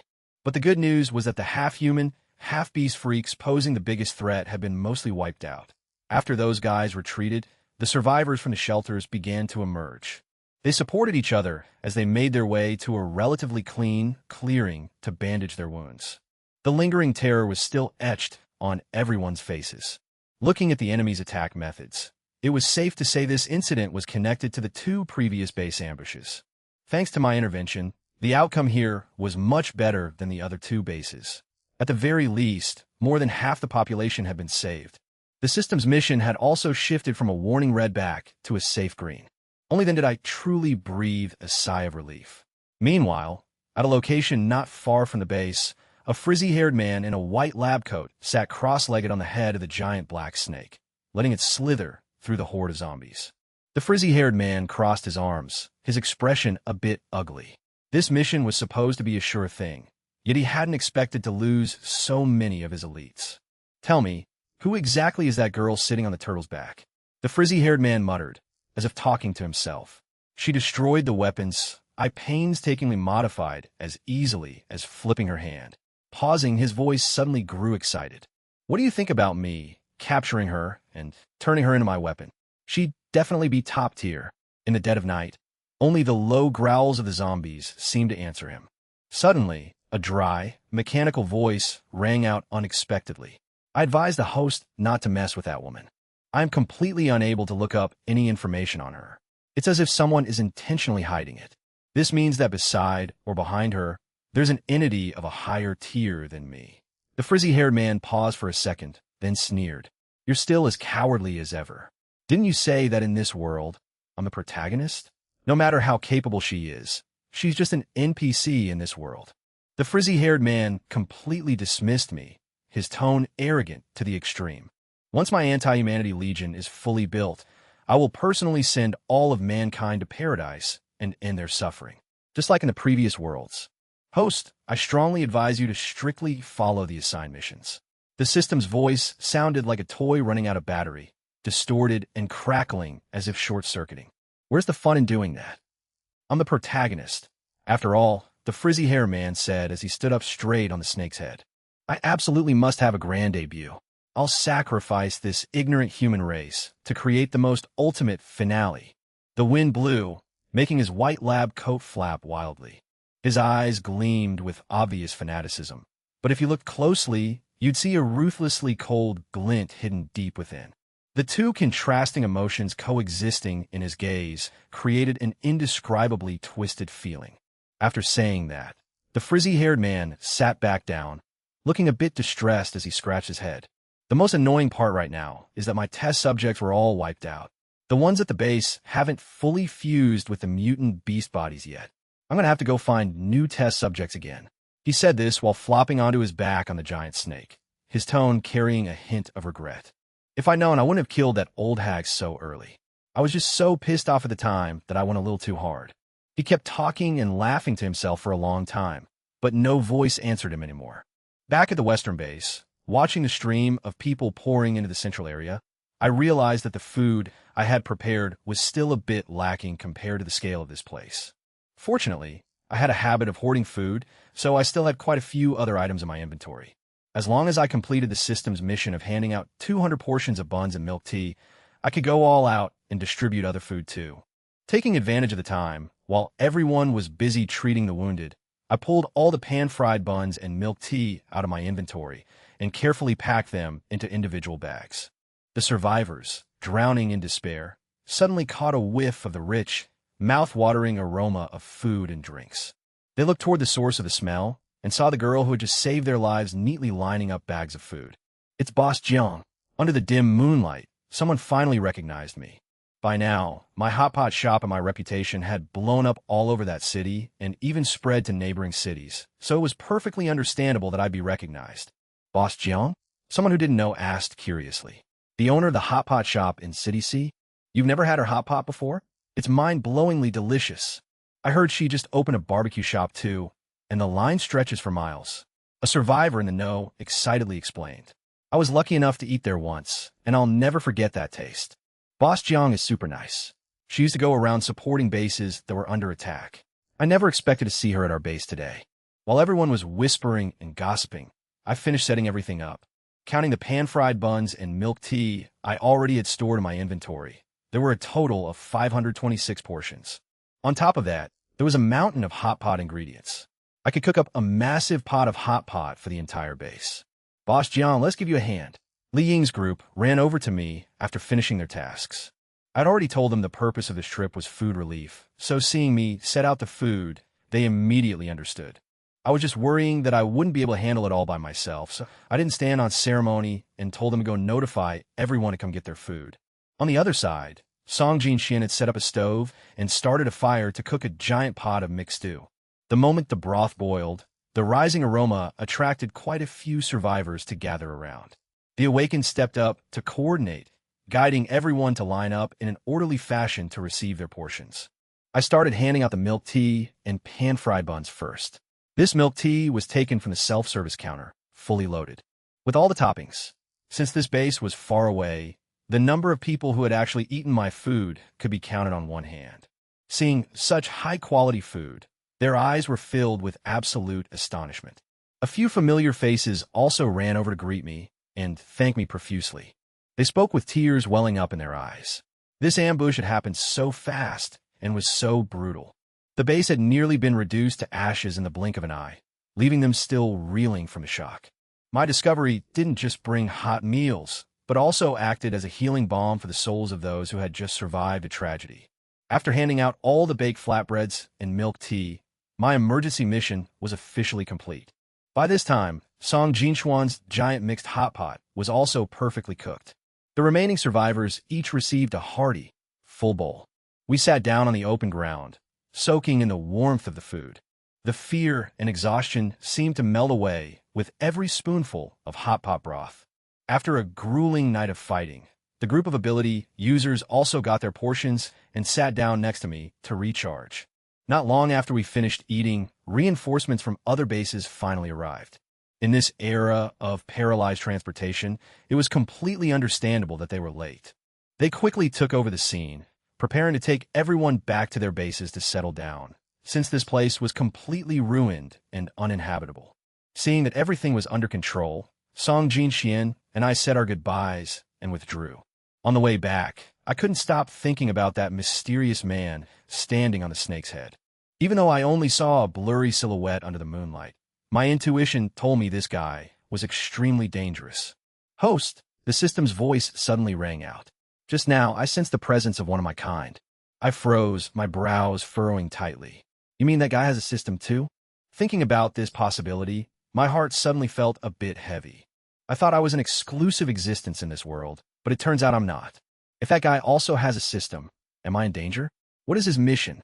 As if understanding my worries, the system immediately reassured me. "Rest assured, host. The rule of my world is that each world only permits one official system and one official host. I've scanned it thoroughly. That guy possesses an exiled system with no identification code. Its energy is extremely low, so it poses absolutely no threat to you. I've reported it to headquarters. In a few days, a specialized department will come down to wipe it out." Hearing this, I finally breathed a real sigh of relief. What about that man? He's killed so many people. Aren't they going to deal with him too? Unfortunately, we have no right to interfere with human lives. However, once he loses the system's support, he definitely won't be able to run amok like before. I nodded, secretly resolving that if we ever clashed directly again, I absolutely wouldn't let him escape. "Hey, system." An idea suddenly popped into my head. Shouldn't I have some kind of power too? There will definitely be more missions like this in the future. I can't just hide behind Hui Hui and Song Jinxian forever. That's too embarrassing for a shop owner. If the customers see that, they won't respect me, making it very hard to manage the shop. I added another sentence to hit its weak spot. Even though I have a protective shield, what if I run into some weird exiled system? Hearing that it might affect business, the system fell silent in thought for 10 minutes before replying. "Due to your physical constitution, host, you're incompatible with bearing apocalyptic abilities.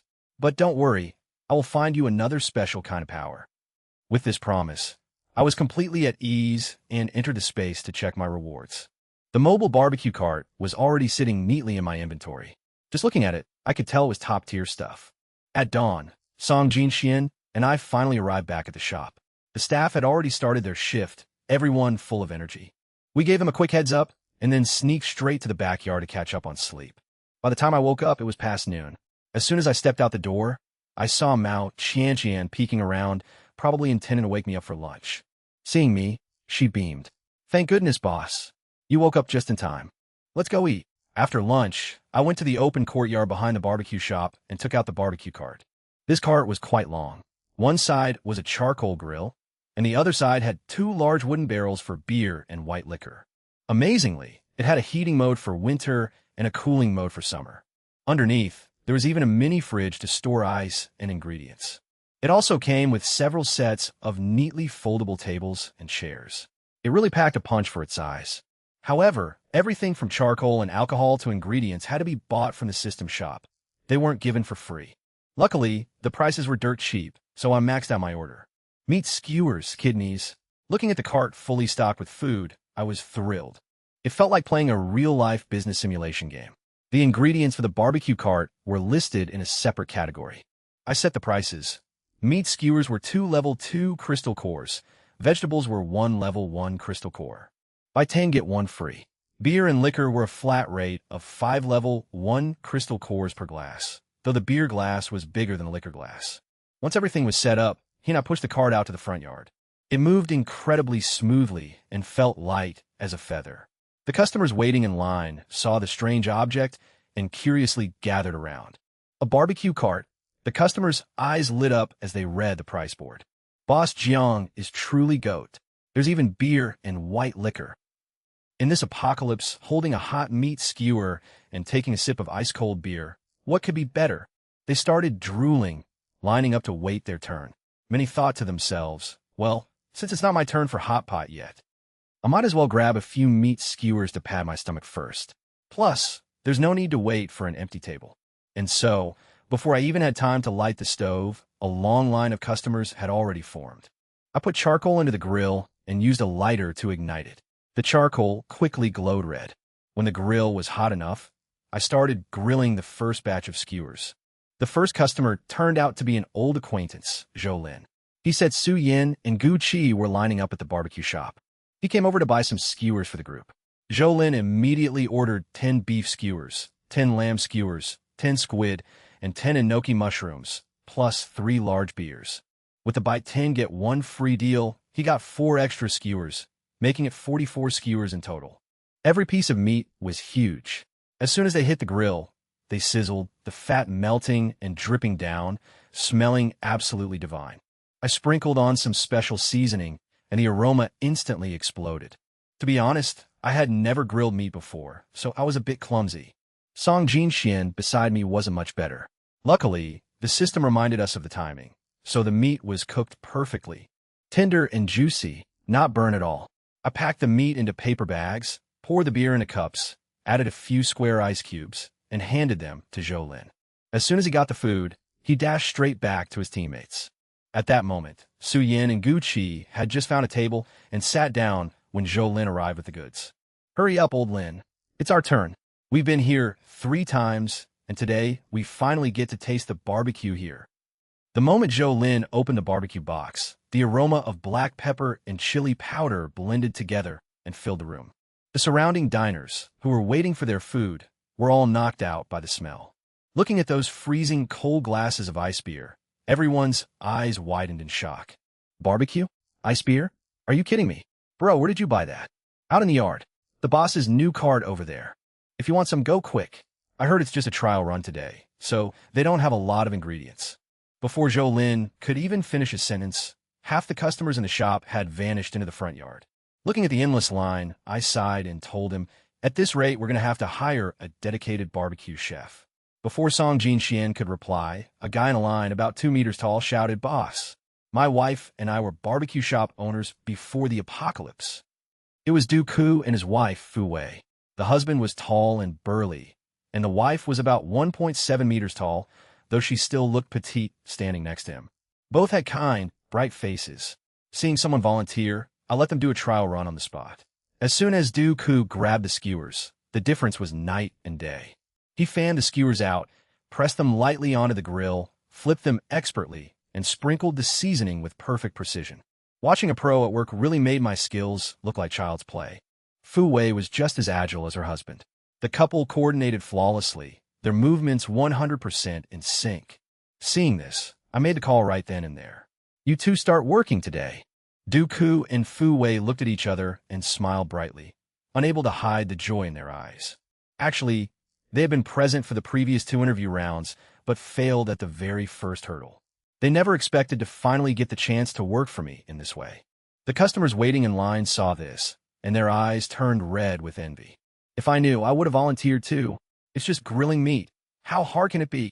But it was too late for regrets. Du Ku and Fu Wei quickly put on the hats, gloves, and aprons I had prepared.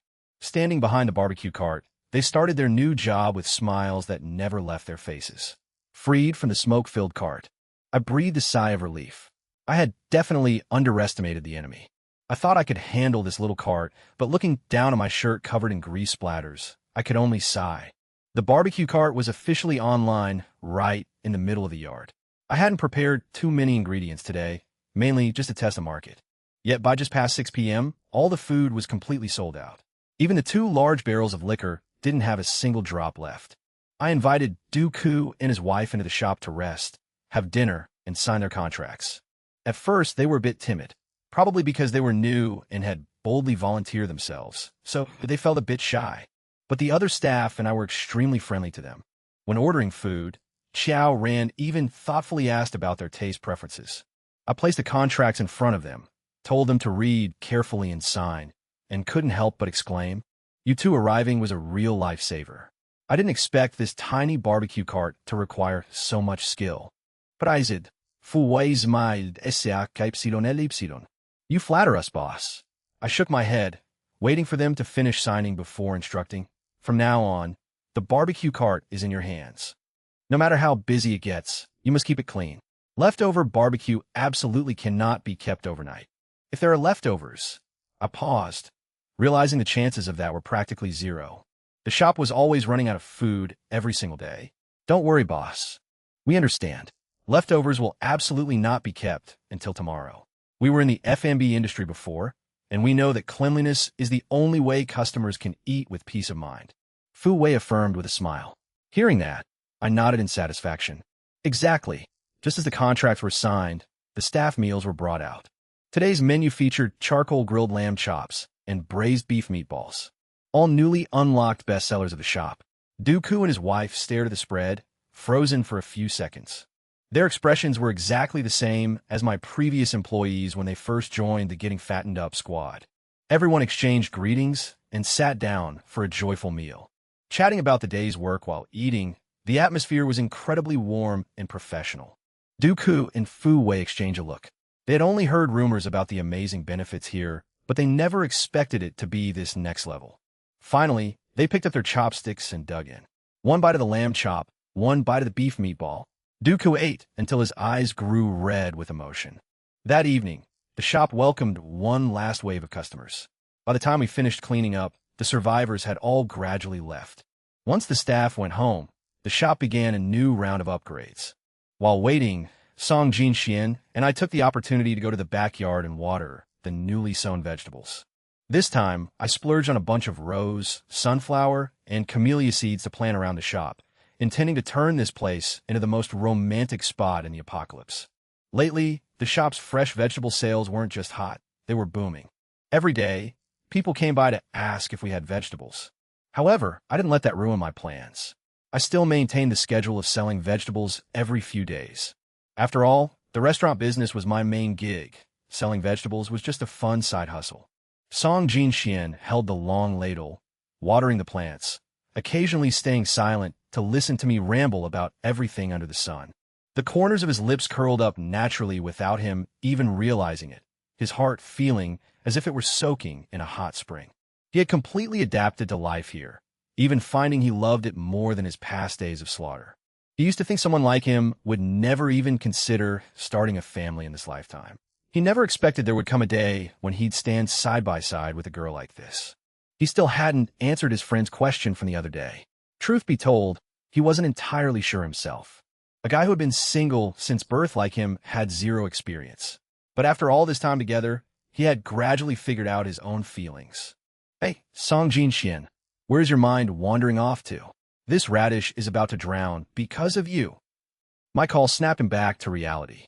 He rarely blushed, but he hurriedly moved the water ladle to another plant. After watering the plants, the two of us sat in the courtyard sipping tea brewed from well water. That was when the system announced the upgrade was complete. I excitedly pulled Song Jin Xian along to check out the shop's new look. The first target was the Hotpot shop, since it was directly tied to my foundation in this apocalyptic world.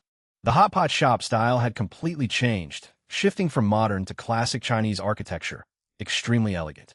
The tables, chairs, and folding screens all featured a luxurious dark red tone, and the space had been slightly expanded. The newest feature was an automated queuing machine in the waiting area outside. Now, he and I wouldn't have to bust our humps handing out number tags anymore. Customers just needed to scan their faces to get a number, and when it was their turn, the machine would automatically call their name and invite them in. Using facial recognition for queuing was truly a god-tier move by the system, completely stopping those scalpers from hoarding number tags for profit. This machine was also installed simultaneously at the barbecue shop. The first floor of the barbecue shop now had 4 VIP private rooms, each capable of holding at least 10 people. After touring the front, the backyard upgrade was also finished. The backyard's area had expanded significantly, and the arable land had increased considerably. But the biggest surprise was the system's notification that a food processing plant had just popped up next to the warehouse. I was just about to head back to my room, but froze, immediately pulling Song Jinxian to make a U-turn toward the warehouse. When we got there, a massive factory building stood right before our eyes, just as wide as the warehouse itself. The dilapidated houses in this area had been completely cleared out by the system, leaving only the 2 isolated factory buildings. "What is this?" Song Jinxian asked, bewildered. "This is a food processing plant. Come on, let's go inside and take a look." I stared at the factory, my heart racing. Besides the shops, I was now the boss of a whole factory. I wouldn't have dared to dream of this before. Stepping inside, I was greeted by a clean, modern assembly line of machinery. Looking at the empty workstations, I knew I was about to launch another massive recruitment drive. What does this factory produce? I curiously opened the factory's control panel to check. The information displayed was extremely detailed, from operations to the product catalog. It turned out this was a place to produce convenient, easy-to-carry food for survivors, like instant noodles and self-heating rice. Following the instructions, I walked over to the central control console and tapped the touchscreen to check the available ingredients. I decided to use beef meatballs for a test run. After being cooked in Hotpot broth, the meatballs would be vacuum sealed by the machine for long-term storage. I set up 2 main product lines, spicy beef fat flavor and clear Hotpot broth flavor, then hit the start production button. However, the screen popped up a notification. Insufficient manpower, unable to start. Looks like I'll have to post an urgent hiring notice tomorrow. Song Jinxian stood beside me, observing. Everything was novel to him. Such advanced machinery absolutely could not exist in this broken world. Thinking of this, a vague sense of unease suddenly welled up in his heart. If I wasn't from this world, and one day I disappeared, where would he even go to find me? He kept spacing out, thinking about all sorts of things, until we returned to the backyard. I sat at the stone table and started drafting the recruitment notice, taking the chance to discuss tomorrow's interviews with him. Seeing that he wasn't reacting for a long time, I called out softly. Song Jinxian seemed to snap out of it. He sat down next to me and asked quietly, "What's wrong?" I was talking about tomorrow's recruitment. "Or are you tired?" "If you're tired, go rest first," I said. Song Jinxian shook his head. He sat down to help me write the notice. He looked like he wanted to say something, but held back. I looked up and noticed his deep, dark eyes were filled with unspoken thoughts.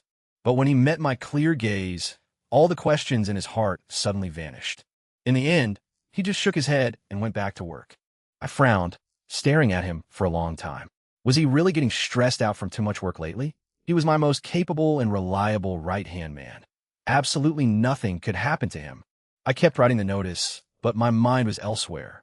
I decided that tomorrow morning, I'd use the well water to cook some nourishing porridge for the whole crew. Early the next morning, Song Jinxian woke up early as usual. He glanced over in my room. It was still dead quiet. I was probably still fast asleep. I usually didn't get up until 6 a.m. Just as he was about to start his morning workout, he heard a noise coming from the Hotpot shop's kitchen. He frowned. Who would be in the kitchen at this hour? With high vigilance, he quietly approached to check, only to be stunned when he saw me. The person he thought was still sleeping was standing by the stove. In front of me was a small clay pot, steaming hot. He remembered this pot. Because it was too small, it had been tossed in a corner gathering dust for ages. A pure aroma of fresh rice wafted through the room. Seeing him appear, I turned my head and smiled, greeting him as if nothing was out of the ordinary. "Good morning. Good morning. Why are you cooking yourself today? Didn't you order food?" Song Jinxian asked as he naturally took the ladle from my hand, gently stirring the white porridge that was starting to thicken. Next to it, a small bowl of thinly sliced beef and finely chopped scallions was already prepared. I consciously stepped aside to make room. I couldn't sleep anyway, so I figured I'd give it a try. I've been craving this rare beef porridge for a long time, but it never showed up on the menu. "If you want to eat anything in the future, just tell me. I'll cook it for you." Song Jinxian nodded, speaking gently. I felt a bit guilty. Just yesterday, I was secretly wondering if I'd given him too much work and stressed him out, so my eyes darted away a bit before I replied. "It's fine. I can do it myself. My mom used to nag me all the time about not knowing how to cook, afraid I'd starve to death if I lived on my own. So I might as well practice a bit. This was the first time Song Jinxian had heard me mention my family, and he listened extremely attentively. Finally, the beef and scallions were dropped into the pot, with a pinch of salt for flavor. And just like that, the piping hot rare beef porridge was done. We sat at the table, each with a massive bowl of porridge. I took a spoonful of porridge with a tender slice of beef and put it in my mouth. The delicious taste made my eyes crinkle into crescents. The porridge was already good, but cooked with a magical well water. The flavor was absolutely top tier. After breakfast, the first thing I did was paste the recruitment notice on the front door. The customers waiting outside immediately crowded around to read it. Boss Jiang, is this notice for real? Hiring factory workers? Are the benefits the same as the Hotpot and barbecue shops? Since we were hiring 20 people this time, everyone was incredibly excited.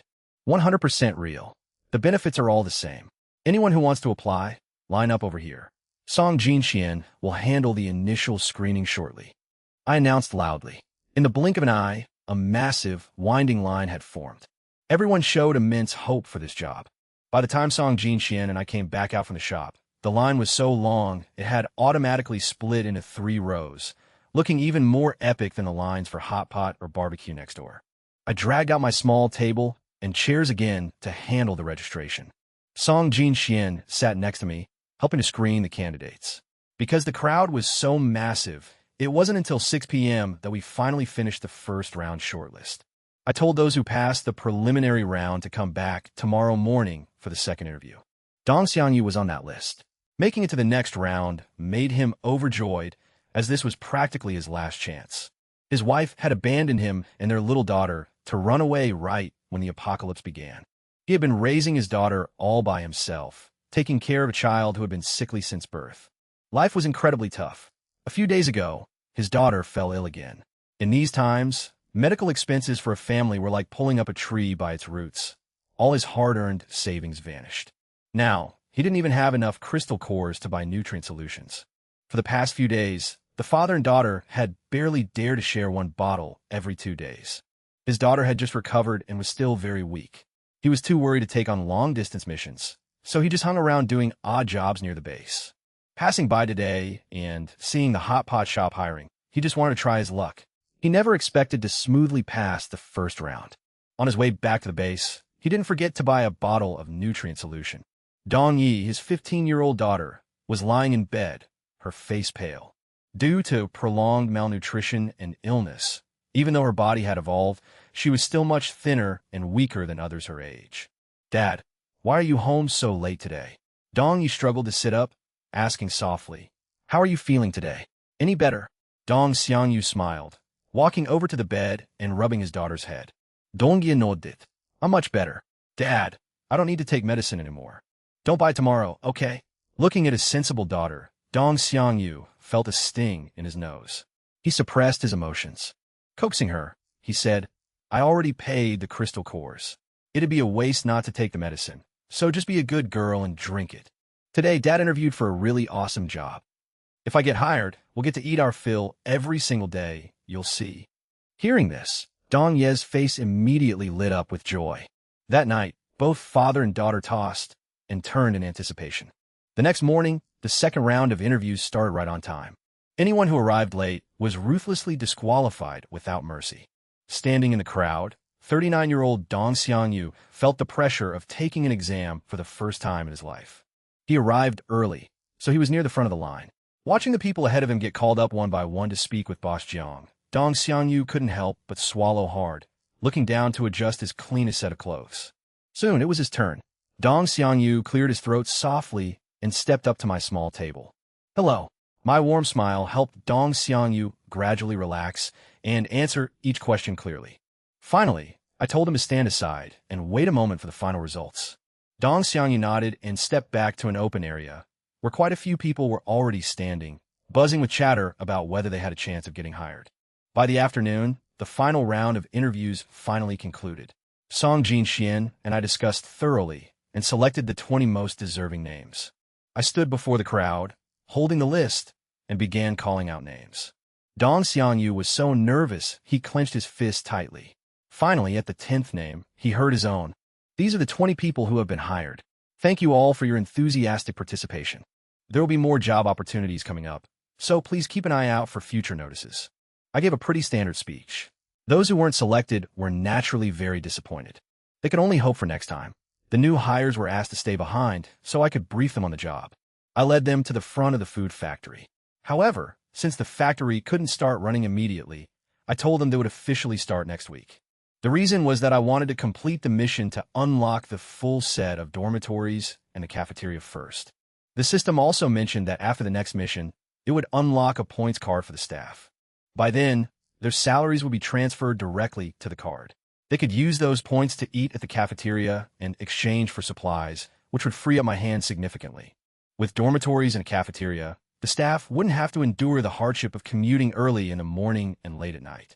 Before they left, I even gave each person a small bag of potatoes, smiling shyly as I said, "Consider this a welcome gift." Welcome to the team, everyone. The truth was the potato harvest had been way too abundant lately. It was as if I had accidentally hit the bumper crop button. Tens of thousands of pounds of potatoes were piled up, almost taking over the space for all the other crops. Besides selling them, I gave each employee a bag, along with a few bottles of mineral water as an early perk. The new employees never expected to get gifts before even starting work, so they thanked me profusely, especially Dong Xiangyu. To him and his daughter, this bag of potatoes was like charcoal in a snowstorm.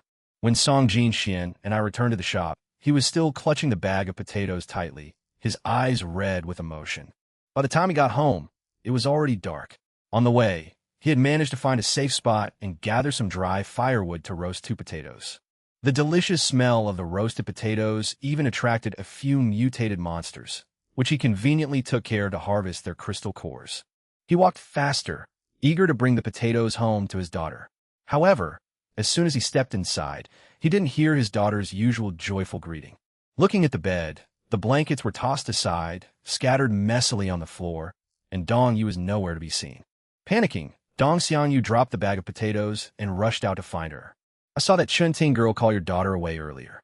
A neighbor lifted the curtain and whispered to him. Hearing this, Dong Xiangyu regained a bit of his composure. He thanked the neighbor and hurriedly ran outside. Chun-Ting was his daughter's only friend in this base, so he felt slightly less worried.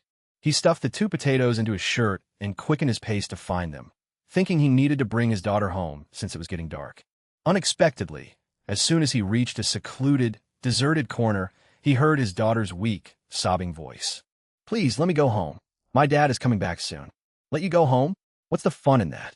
Aren't you and your dad too broke to buy food? Today, you're going to lick this floor clean for me." A boy's voice rang out, followed by a chorus of mocking laughter. Dong Xiangyu trembled with rage and immediately charged forward. The scene before him made him see red. His daughter's face and arms were covered in bruises. A group of kids her age surrounded her. On the ground was spilled nutrient solution and broken glass. Meanwhile, her best friend Chun-Ting stood shrinking to the side, looking a bit reluctant but absolutely refusing to utter a single word.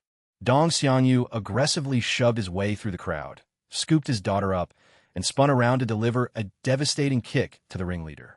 Even though they were all survivors, the gap in strength between an adult and a child was still massive. His kick sent the boy flying far away. Another chubby kid, though looking terrified, still tried to yell a threat. "My dad is the base's logistics minister. You dare hit us? Watch out. I'll tell my dad to stop giving your family nutrient solutions. I'll let you starve to death." So young, yet rotten to the core. Dong Xiangyu didn't waste his breath. He followed up with another kick, sending the chubby kid flying too. The rest of the group turned pale with fear and bolted instantly. Chun-Ting still stood frozen in place, about to say something, but the moment she met Dong Xiangyu's darkened gaze, she was scared out of her wits and turned to run away as well. Actually, she didn't want this either, but she had no other choice. If she hadn't tricked Dong Yi into coming here, she would have definitely been the one getting beaten up today. Dong Xiangyu's face was as dark as ink. He didn't even bother to glance at the 2 boys lying flat on the ground. He just silently carried his daughter back to their room. "I am sorry, Dad. Did I cause trouble for you again?" Dong Ye's voice was tiny, mixed with choked sobs. Dong Xiangyu's heart clenched, and he almost shed tears. "Silly girl, how can anyone blame you for this? They were the ones out of line. Don't worry, even if it costs me my life, I will protect you and keep you safe." Back home, Dong Xiangyu placed his daughter on the bed and carefully checked her injuries. Fortunately, most were just superficial wounds, but the mottled bruises all over her body still looked incredibly terrifying. Did they often bully you like this? Dong Yi shook her head. No, Chinting used to get bullied by them a lot. She even told me to stay away when I saw them. Dong Xiangyu wasn't a 3-year-old child. He fully understood the dirty tricks at play here. Don't hang out with her anymore. Dong Yi nodded slightly. She wasn't stupid. The moment she was dragged there, Chun-Ting had stayed hidden behind a crowd. She looked reluctant, but deep in her eyes, there was a hidden sense of satisfaction. She remembered Chin-Ting once saying how jealous she was of her. Even though she was sickly, her dad always protected and cared for her with all his heart. Looking at Chin-Ting, she was treated like extra baggage by her parents, constantly scolded and beaten, and even had to serve her cousin, who was pampered like royalty by the whole family. However, none of those reasons could justify dragging someone else down into her own mud. After treating his daughter's wounds, Dong Xiangyu took out the still warm potatoes and gave them to her to eat. His brows never unfurrowed. He had been hired to work at the factory, which meant he would definitely be away from home often. So what was he going to do about his daughter's safety? Before he could come up with a solution, chaotic footsteps echoed outside. Over here.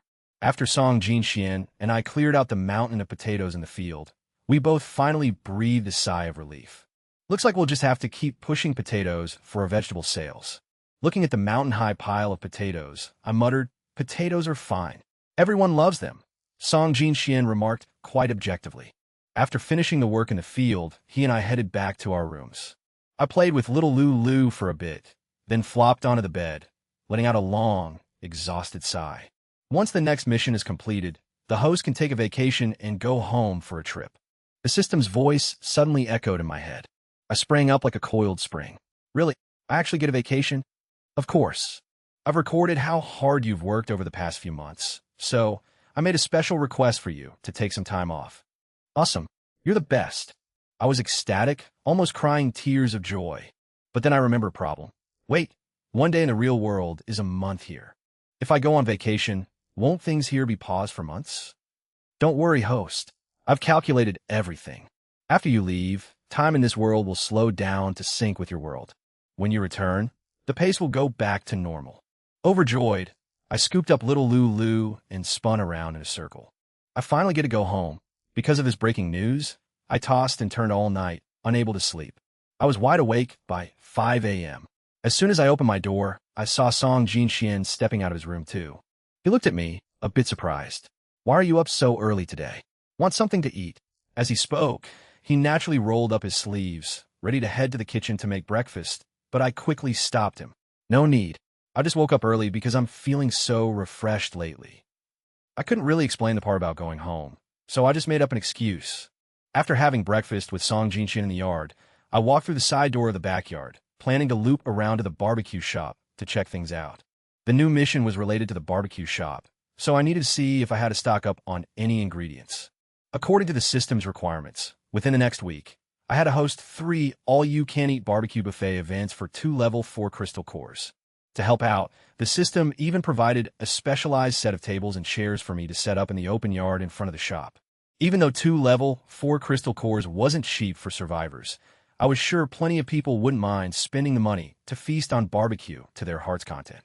Pushing open the side door of the backyard, I was still calculating what kind of meat to stock up on, how to arrange the tables and chairs, and whether I should borrow some staff from the Hotpot shop to help out. However, before I could take another step, I froze. In the empty lot behind the barbecue shop, a tattered, old tent had been pitched. Ragged and torn. I frowned. Where did this tent come from? It definitely wasn't here yesterday. Song Jinxian, walking right behind me, saw me stop and stepped up to see what was going on. The moment his eyes landed on the tent, his whole body instantly shifted into high alert. Right then, the tent flap rustled, and a figure pushed it aside and stepped out. I looked closely. Wait, isn't this Dong Xiangyu, the new guy we hired yesterday? He was still holding a potato in his hand. Yesterday, I had carefully memorized everyone's faces and names to prevent people from sending substitutes or impersonators, so I recognized him immediately. Dong Xiangyu looked a bit flustered, but he quickly composed himself and stepped forward to explain. I'm so sorry, Boss Jiang. We had an emergency at home last night, so I had to take my daughter and leave the base in the middle of the night. Seeing that this area was safe, I took the liberty of pitching a temporary tent here. It was too late, so I didn't dare knock on your door and bother you. My daughter and I will pack up and leave shortly. What happened that made you leave the base in the middle of the night? I asked, frowning. Glancing toward the tent, I saw a little girl with a pale face peeking out. She looked so small and pitiful. If they weren't pushed to a dead end, no one in their right mind would drag a child out to wander in the middle of the dangerous apocalyptic night. Dong Xiangyu stayed silent for a moment, then finally decided to tell the whole story. It turned out it wasn't their fault at all. That logistics minister had abused his power and kicked the father and daughter out for no reason. Hearing Dong Xiangyu's story, my blood boiled. This was blatant bullying. Why didn't you tell them you're my employee? I asked. Not to brag, but right now, everyone wanted to buy supplies from me, so people generally showed some respect to my staff. Dong Xiangyu shook his head. I didn't get the chance. The new staff haven't officially started working yet, so no outsiders know we got hired. That's just outrageous. You did the right thing. You didn't do anything wrong, I said indignantly. Don't go anywhere. Bring the girl into my yard to stay for now. Once the dorms are finished next week, you two can move right in. Dong Xiangyu was about to decline, but then he thought of his daughter, who had just recovered from an illness and had been beaten black and blue by those kids. With her body this weak, wandering out there would be a bitter pill to swallow. Having a stable place to stay right now was a massive blessing.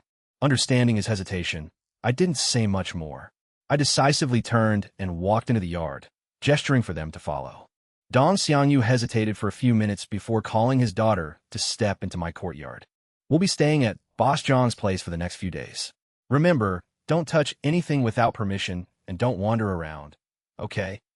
Even though he knew Dong Yu was very well behaved, he still made sure to remind her. Dong Yu looked tense. She nodded repeatedly, her hands gripping her dad's shirt tightly. Don't be scared. Boss Jiang is very kind. Seeing her anxiety, Dong Xiangyu added another word of comfort. As soon as they stepped into the small courtyard, the father and daughter instantly felt a stark contrast to the outside world. It was as if they had just crossed into another dimension. Dong Ye's eyes lit up. She squeezed her dad's hand and whispered, Dad, it's so beautiful here. Currently, all the rooms in the front yard were full, so I could only arrange an empty room in the backyard for them. I pushed open the door to an unoccupied room. The interior still retained its original, simple design. There wasn't much furniture, but it was enough to live comfortably. I even dragged in a folding bed so the father and daughter could each have their own bed. After all, the girl looked pretty grown up. Dong Xiangyu thanked me more times than I could count. Dong Yi, though still timid, also mumbled her thanks to me. Looking at the skinny girl in front of me, my eyes suddenly softened. Dong Ye's face still bore the bruises from the beating, standing out painfully against her pale skin. I suddenly remembered my old neighbor in the real world, a sixth-grade girl who lived on the floor right below mine. She was also very quiet, well-behaved, and a good student. But I don't know since when, every time she came home from school, she'd be covered in injuries, sometimes pinch marks, sometimes cigarette burns. At the time, I was busy studying for my college entrance exams, and our schedules rarely overlapped, so I only saw her occasionally. Whenever she saw me looking, she'd quickly pull down her sleeves to hide the wounds, so I politely pretended not to notice. One night, coming home late from cram school, I caught her sitting alone on the stairs, sobbing. I handed her a tissue and asked what was wrong. Perhaps my concern touched her wounded heart. Through her sobs, she began to tell me what she was enduring. She was being bullied at school. A group of girls had targeted her for no reason. Every recess, they'd drag her into the bathroom or behind the sports field to torture her in all sorts of ways. She begged the teachers for help, but they chose to just mediate and sweep it under the rug. When she told her parents, she got the classic response. Why do they bully anyone else? Why are they only targeting you? Hearing that made my blood boil. But back then, I was just a student myself. Besides telling teachers or parents, I didn't know what else to do. Before I could say another word, her mom opened the door and called her inside. That brief encounter was the last time I saw her alive. The next time I heard about her, it was from my mom. She told me the girl had jumped off a building at school and committed suicide. Thinking about it, my heart sank with an indescribable sadness. Whenever she mentioned that neighbor girl, my mom was always full of regret. As for me, I sat in a daze for a long time. A massive wave of sorrow and panic suddenly washed over me, making my eyes sting. That day, the words she said to me were probably a cry for help. That's why, even now, Whenever I think back on it, a silent sense of guilt always lingers in my heart. Pulling myself out of my thoughts, I rubbed Dong Ye's head. Don't be scared. From now on, if you run into that kind of scum again, just jump up and smash their heads in for me. The girl pursed her lips into a soft smile, finally losing her previous tension. Boss Jiang, let me help out at the shop today. I won't feel right just sitting around doing nothing, Dong Xiangyu offered. Sure. I nodded in agreement. I was short-staffed anyway. Just eat lunch with the other staff today, and remember to grab a portion for your daughter too. No need, boss. Letting us stay here is already troubling you enough. Dong Xiangyu quickly declined. I looked down at Dong Yi. How about this? Little Yi can give me a hand too, okay? The name Little Yi made her feel very familiar, so she unconsciously nodded vigorously. Then you can help me pack potatoes, I thought to myself. Light work that didn't require any skills was perfect for her. Dong Xiangyu's eyes grew red with emotion again. He lowered his head, fighting back tears, silently vowing to engrave my kindness in his heart and definitely repay it when he had the chance. I brought the potatoes in bags out to the open space in front of their room, showed Dong Yi how to pack them, and then left it to her. Take your time, there's no rush.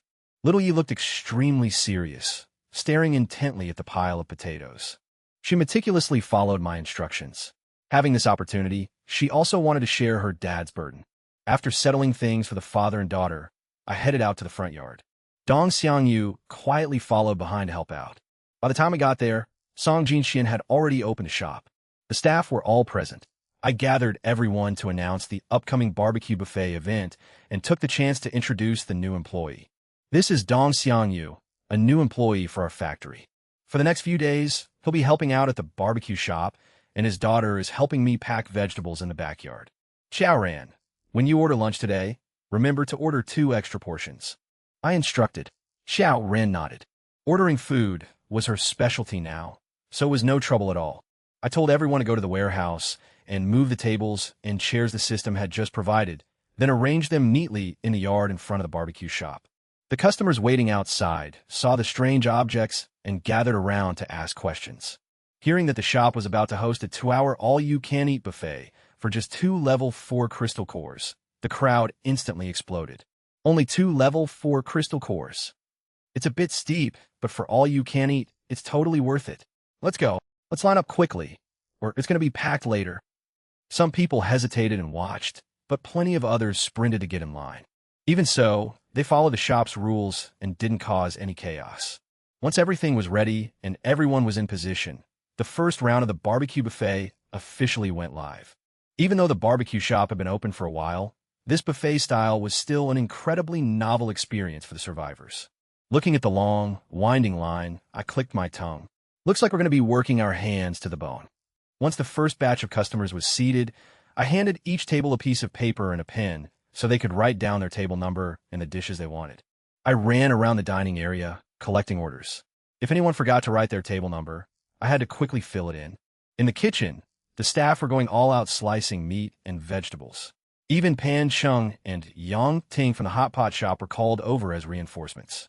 Looking at the pile of orders, I saw that most customers were just ordering meat, and every single portion was in the dozens. As soon as the orders were sent in, plates piled high with meat were brought out. Sizzling sounds echoed from the grills, and a mouth-watering aroma spread across the entire area. Even though it was packed, thanks to the lightning-fast serving speed, everyone's mouths were working at full capacity. 2 hours wasn't long, but it was enough for them to feast until they were stuffed.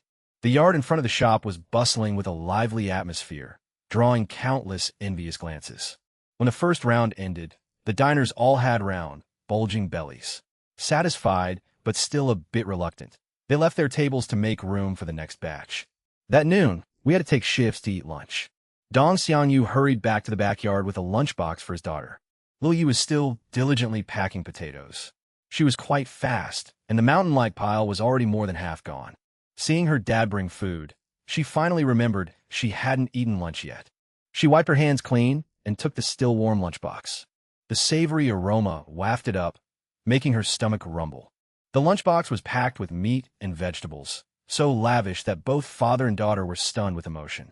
After eating, everyone threw themselves back into the grind. That whole day, Song Jinxian and I were spinning like tops at the barbecue shop. By the time it ended, Everyone was dead tired. I decisively gave the whole crew a day off to recharge. There were still 2 more rounds of this event, and I couldn't let my staff collapse halfway through. The next day, all the shops were closed for a break. I leisurely carried a small table out to the front gate to sell the rest of the potatoes. A few people had also heard that I was selling wheelchairs, so they came asking to buy some. Seeing the glittering solid gold they brought, I enthusiastically went to the backyard and brought the wheelchairs right out. The feeling of holding heavy gold in my hands was just too good. Making money really is addictive. Dong Xiangyu and his daughter also came out to give me a hand.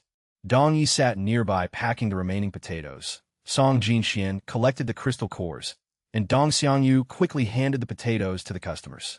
I, the boss, suddenly became the most free person there. So, I squatted down next to little Yi and helped her pack potatoes. While we were chatting happily, I suddenly noticed Dong Ye's expression change. She looked visibly terrified, mixed with resentment. Following her gaze, I saw 2 men standing in front of the stall. One was a fat, aggressive-looking guy who immediately changed his expression the moment he saw Dong Xiangyu. I understood the situation right away.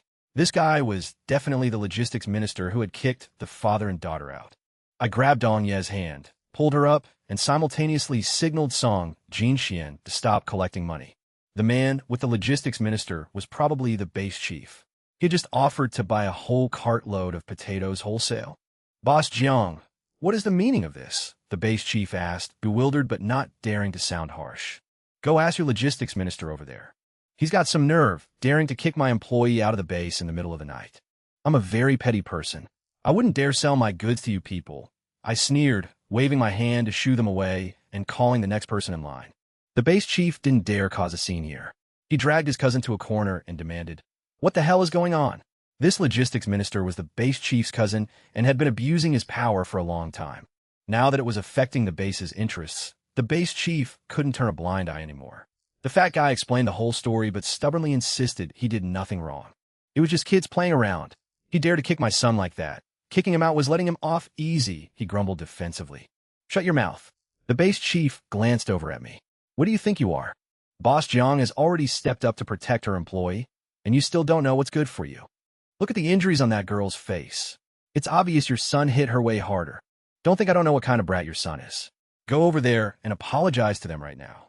Whether you have to kneel or kowtow, you better smooth this over for me. Otherwise, you and your son can pack your bags and get out of the base immediately. The base chief ordered coldly. The logistics minister's jaw dropped. Bro, I'm your brother. Brother my ass. If Boss Jiang blacklists this entire base, even my own biological son would have to get out. Seeing the base chief furious, the logistics minister didn't dare utter another word. He had to swallow his pride and trudge over to apologize to Dong Xiangyu. But Dong Xiangyu treated him like thin air. When the guy got close, he even coldly told him not to interfere with my business. The guy tried to approach Dong Yi to beg, but before he could take a step, he froze. Song Jinxian, sitting nearby, shot him a gaze as cold as ice, making him shudder. He felt a suffocating pressure that stopped him from taking another step. Whatever those people were plotting, I couldn't care less. Dong Yi and I continued packing potatoes, and I took the opportunity to teach her some dirty fighting moves to counter guys bigger than her. These techniques were from back in the day. After hearing that the neighbor girl was bullied into jumping off a building, my parents went out of their way to consult a retired police officer in our neighborhood, and then came back to teach me.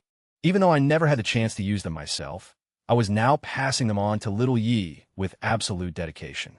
The kid listened intently. Staying in the backyard these past few days, Dong Xiangyu and his daughter had gotten to know me better. They saw that I was a good person, but I had my own standards. I wasn't some blindly forgiving saint. I was fiercely protective of my people. I might look pretty and weak, with zero combat power, but no one forgot that I had Song Jinxian, a super-tier, mutated monster, by my side. I myself also seemed to possess some mysterious power that made everyone wary. The more she interacted with me, the more Dong Yi liked the older sister who always had a gentle smile on her face. After a week, I successfully hosted the 3 events and completed the mission assigned by the system. The cafeteria and staff dormitories were officially shipped. Because the construction was so massive, it took a few hours for the system to fully load it. To outsiders, it looked like the place was undergoing rapid construction. Looks like tomorrow morning We can inaugurate the new cafeteria and dormitories. The next mission quickly popped up. The development of the Hotpot shop cannot lack promotion. Host, please come up with a catchy slogan and welcome 100 customers who come to the shop because of the advertisement to unlock the staff points card. Hearing the mission, I froze for 5 seconds, immediately thinking about running ads. The shop was indeed very hot right now, but only around City C and the surrounding areas. Cities further away still didn't know this place existed. Since accepting the mission, I felt my risk of going bald increasing exponentially. What exactly counts as a catchy slogan? I even tossed and turned in my sleep over this. I had handled so many tough cases before, yet this time I was stumped by a single slogan. After agonizing over it for days and asking everyone around for their opinions, I finally settled on a phrase and test ran it for the system. It didn't even bother to give a single comment, leaving me clueless as to whether it was good or not. The system handled running the ads, but I had to pay the fee with accumulated points. And so, one day, in cities quite far from City C, survivors out on missions witnessed a psychologically shocking phenomenon. 2 zombies were standing around gossiping with each other, speaking incredibly fluent Mandarin, their voices booming as if they had built-in megaphones, echoing for miles. Zombie A: "Hey bro, eaten yet?" Zombie B: "Not yet. Want to go together?" I heard a new Hotpot shop opened on 20th Street in City C. The ingredients are super fresh, and it's delicious, nutritious, and cheap. Zombies A and B in unison. Got a Hotpot shop. Your reliable companion. Totally worth entrusting your life to. After reciting the ad, the 2 zombies even flashed a bright smile. The tragic part was that they were missing half their teeth, which were covered in food scraps, colored a mix of black, yellow, and sickly green. Seeing that horrifying smile, the survivors froze for 5 minutes, their hearts nearly stopping. After finishing, they automatically looped back to the first sentence. That whole day, keywords like delicious, nutritious, and cheap, reliable, and got a Hotpot shop played on a loop like a remix in the survivors' heads. No matter where they went, they ran into pairs of zombie bros huddled together, blasting ads with their megaphone voices. You couldn't escape them even if you tried. The craziest part was that they didn't attack people at all. They looked terrifyingly friendly. Some faint-hearted people went home and fell sick, absolutely convinced they had encountered something unholy. But you had to admit, this bizarre marketing tactic made the reputation of Got a Hotpot shop spread far and wide. It's just that what people were curious about wasn't the delicious, nutritious, and cheap part, but what kind of freakish Hotpot shop would use zombies for marketing and how the hell they even pulled it off. Base leaders started sending people to investigate this phenomenon. But after 3 days, those advertising zombies vanished without a trace. No matter how hard they searched, they couldn't be found again. Of course, that was all in the future. When I got the mission, I didn't worry for too long and just eagerly waited to see the new buildings after waking up. I glanced at the layout the system had planned. It wasn't far from the shop, just a few minutes' walk. Early the next morning, I excitedly jumped out of bed to check out the dormitories and cafeteria. Not far behind a small courtyard, 2 buildings, one tall, one short, stood imposingly. The staff dormitory had a simple white ceramic tile exterior, 6 stories high, with 8 rooms on each floor. I was handed a thick bundle of keys, feeling like I had just turned into a powerful real estate tycoon. I opened a room on the first floor to take a look. It had a simple 2-bedroom, 1 living room layout, with nothing beyond basic furniture. But for the survivors, a room like this was definitely way more luxurious than the living quarters in the bases. Every room had large windows, allowing sunlight to shine straight into the house. Next to it was a single-story building, the staff cafeteria. It looked ordinary on the outside, but inside it was sparkling clean, with tables and chairs neatly arranged. There were 3 automated food dispensers. You just had to tap the screen to select a dish, and the food would pop right out. This was completely an upgraded version of the ordering app the system gave me. While I was touring the cafeteria, Song Jinxian walked over. Seeing the new buildings, a flash of surprise crossed his eyes, but he quickly calmed down. Having followed me for a while now, he had seen plenty of scenes like this and had gotten used to it. This is the dormitory and cafeteria for everyone. From now on, the staff can come here to eat. I'll just issue allowance points to their cards every month, and that's it. I excitedly introduced it to him. I looked at him, hesitated for a moment, and asked, "And the dorms too? It only costs a few points a month to move in. Do you want to move over there?" A look of shock and a barely noticeable hint of hurt flashed in Song Jinxuan's eyes. He lowered his head. When he looked up at me, he asked softly, "Do you want me to move out? Am I bothering you?" Even though his voice sounded normal, for some reason, I pictured an abandoned puppy, looking incredibly pitiful. I hurriedly shook my head. "No, I was just worried you might feel like you don't have enough freedom living with me. If you want to, not at all." Before I could finish my sentence, he cut me off. "I really like being by your side." After saying that, he himself froze. His handsome face suddenly turned bright red. He awkwardly mumbled an excuse and dashed off to the front hall to open the shop. A strange emotion flickered in my heart, but it quickly faded away. I felt pretty happy. Having him around meant I at least had some company no matter what I did. When I returned to the shop, Song Jinxian had regained his usual composure. The staff were also arriving one after another. While everyone was getting ready for work, I announced the news about the dormitories and cafeteria to the whole crew. The rent for a dorm room is 100 points a month. That includes water and electricity. Everyone knows how safe the security is around here, but I'm not forcing anyone. Whoever wants to live there can sign up. It's totally up to you, I concluded. Dong Xiangyu and Dong Yi looked at each other and smiled brightly. They finally had a real home. Hearing the dirt cheap rent and the fact that it was a 2-bedroom apartment for each family, the other employees were incredibly eager. At the base, renting a spot to sleep in a room shared with dozens of people cost way more than this. Almost all the staff signed up for the dorms immediately. It was close to the shop, so they wouldn't have to wake up early and trudge a long way anymore. Ethan said she had to discuss it with her daughter, since Cece was an ability user, to see if it would be convenient for her work. The two sisters, Mao Qianqian and Mao Jing, didn't even need to think about it. They decided to move in right away.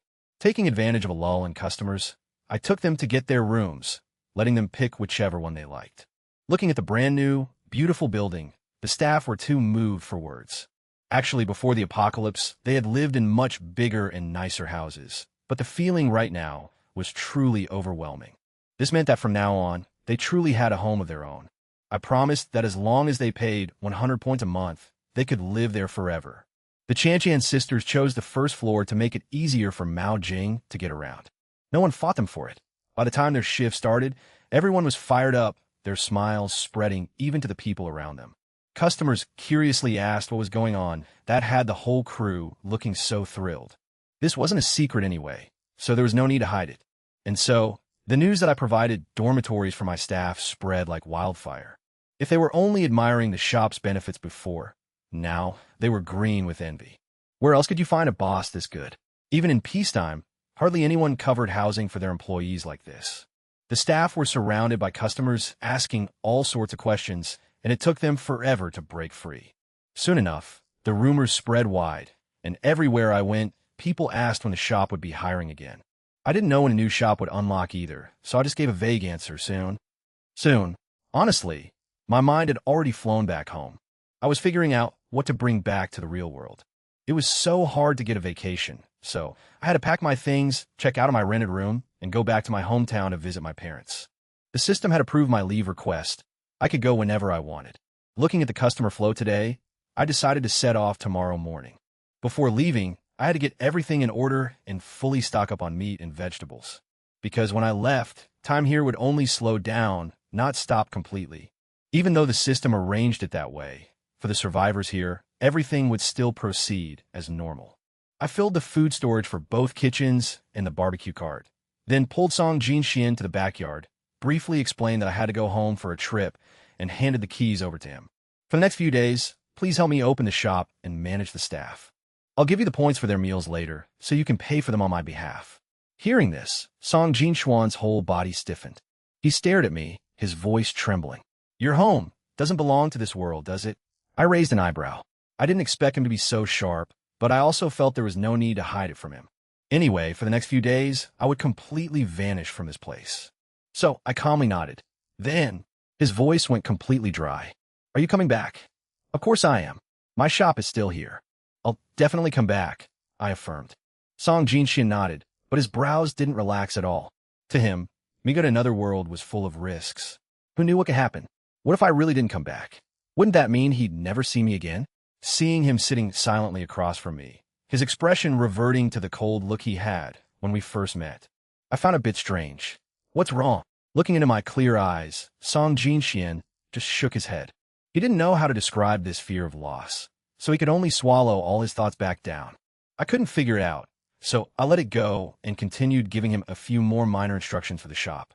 Song Jinxian listened silently, his deep, dark eyes glued to me without looking away. Are you leaving tomorrow morning? He asked. I nodded, my hair bouncing slightly with my excitement. Yeah, it's been a long time since I've been home. Go early and come back soon. I didn't go into too much detail about things in the real world. That night, Song Jinxian stayed awake almost the entire time. He kept watch for any movement in my room, terrified that I might suddenly vanish into thin air without him knowing. But today, I slept in a bit. After waking up, I formally said goodbye to him, then took a suitcase full of solid gold and a bunch of premium beef, lamb, fresh vegetables, and mushrooms as gifts from my parents back to my room. Song Jinxian stood silently outside my door, listening to me give instructions to little Lu and Hui, and then complete silence from inside. Even though I promised to return soon, a sense of unease still enveloped him. He unconsciously took a few steps closer to my door, then stopped. I had no idea that after I left, Song Jinxuan's emotions would be in such turmoil. A flash of white light blinded me, and when I opened my eyes, I found myself lying on the familiar bed in my rented room. It had been months since I last laid on this bed. Having gotten used to the comfort of the Hotpot shop, suddenly returning to this shabby rented room felt a bit unfamiliar. I sat up, looked around at the old furniture, stretched out my arms, and let out a long sigh. Finally home. After a moment of reflection, I started packing my things and called my landlady to tell her I was moving out. The landlady was a pretty kind woman. Hearing that I was going back to my hometown, she sighed sympathetically. She probably thought I was just like so many other young people whose dreams were shattered in the big city, forcing them to pack up and head back home. I didn't bother explaining much. After hanging up, I was about to go out and grab my shoes when I saw a shirtless guy walking out of the bathroom. I was about to turn away to avoid the awkwardness, but I froze when I saw the pink hair towel in his hand. That was my towel. The guy thought I was checking him out, so he deliberately flexed his flabby, saggy chest and flashed a greasy smile. My face darkened. I marched over and pounded on my roommate's door. After a long while, she groggily opened the door, wearing a flimsy, spaghetti-strap nightgown. Seeing me, she looked visibly surprised. Oh, you're back. I recall the lease, clearly stating no strangers allowed. Yet you even let your boyfriend use my hair towel. Don't you think that's disgusting? I questioned coldly. I usually kept up a sweet, easy-going facade, so this sudden outburst left her stunned for a moment. It's just a towel? Why are you making such a big deal out of it? I'll just buy you a new one. Why do you have to be so mean?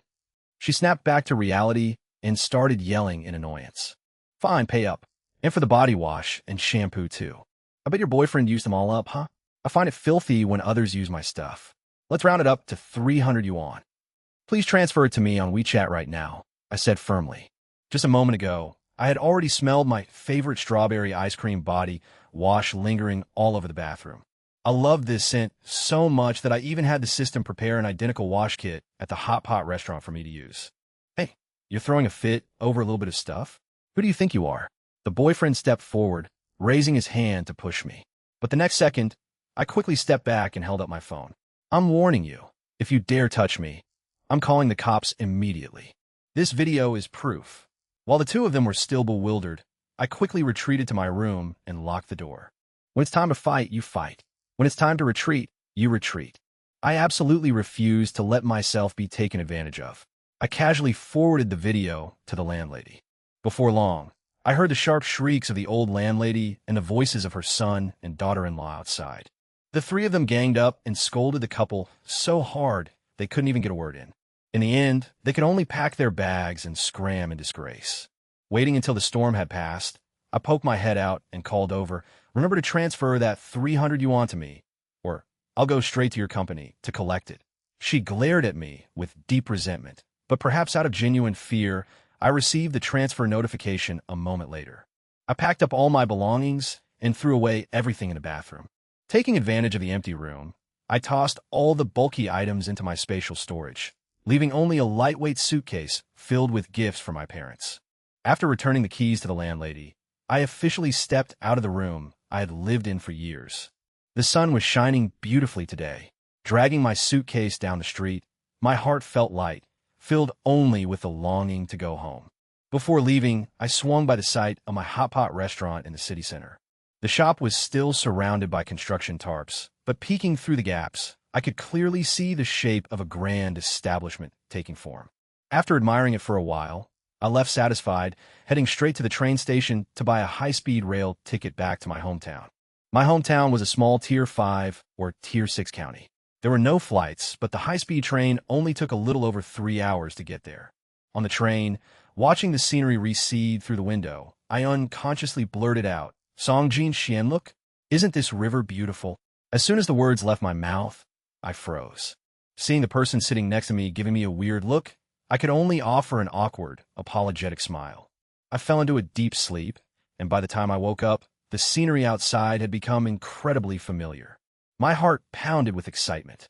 I was almost home. Stepping off the train, a wave of sweltering heat hit my face. It was nearly noon, right at the hottest part of the day. I caught a bus home. It was only a few stops to the one near my house. Outside the residential complex was a small, leafy plaza where neighbors often sat to catch the breeze. But since it was lunchtime, the plaza was deserted. Crossing the street and walking into a small alley, the grocery store right at the entrance of the complex was my home. The store's doors were open.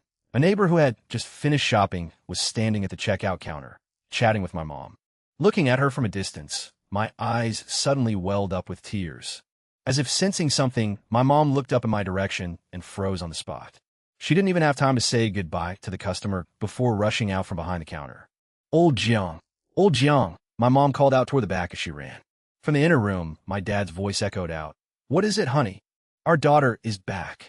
My mom's voice was full of surprise and joy as she rushed over and pulled me into a tight hug. Smelling the familiar scent on my mom, my wandering heart finally found its peaceful harbor. "Baby, why did you come back so suddenly? Have you eaten yet?" My mom asked frantically while hugging me. "Oh my God, my big girl is home. Why didn't you call ahead so I could pick you up at the station?" My dad ran out from the kitchen, still holding a spatula, not even having taken off his apron, his face beaming. "Taking the bus was more convenient, Dad." I smiled brightly. "Let me go to the deli and buy some good food to celebrate," my dad said, and immediately dashed off. He even forgot to take off his apron. "You're back, huh? You're all grown up now. Got a boyfriend yet?" The customer in the store was an auntie in her 50s, the neighborhood's resident matchmaker. Every time I came home, she asked the exact same question. I shook my head. "No, not yet." "Then you better start looking. I've got some great catches for you. Handsome, high income. Want to set you up?" "Oh, let be, Annie. My daughter isn't in a rush." "She's only 25, my mom chimed in with a smile to bail me out. "Sister Joe, didn't you say you were stewing radishes at home?" "Oh shoot, I forgot." The Annie's face paled, and she immediately scurried home. "Don't mind her. Our family doesn't have that must marry at a certain age rule. It's entirely up to you. If you want to get married, get married. If not, your dad and I will take care of you for the rest of your life."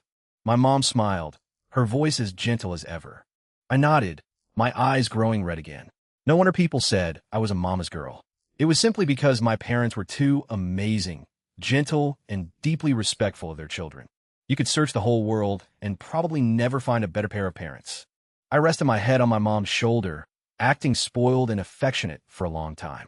Before long, my dad returned, his hands full of various deli foods, all my absolute favorites. Normally, since they had to watch the grocery store, my parents would just eat their meals right there for convenience.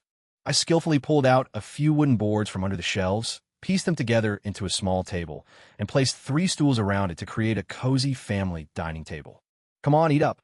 Look at you, my girl, you've gotten so thin." My dad said this while continuously piling food in my bowl. These braised dishes and stir-fried meats from the shop probably aren't as good as what I make. I was in a rush, so I just bought whatever. Tonight, I'll personally cook to make it up to you. Norus, that. I'm staying home for a few days anyway. I picked up a piece of rich, fatty braised intestine and popped it into my mouth, my eyes crinkling in pure bliss. Truly, nothing beats the taste of home. After eating, I pulled out a pile of vegetables and meat from my suitcase that I had brought back from the apocalypse. Luckily, the store had a large chest freezer, big enough to store all this meat. "This meat looks incredible. Look at this marbling.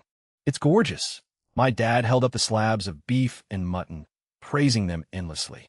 Carrying all this back must have been exhausting, right, sweetie? My mom rubbed my head, her eyes full of pity. Not at all. I just treated it as a workout. I said this while taking out a few large bottles of mineral water. I had secretly transferred these from my spatial storage in my suitcase right after getting off the train. Make sure you guys drink this water every day.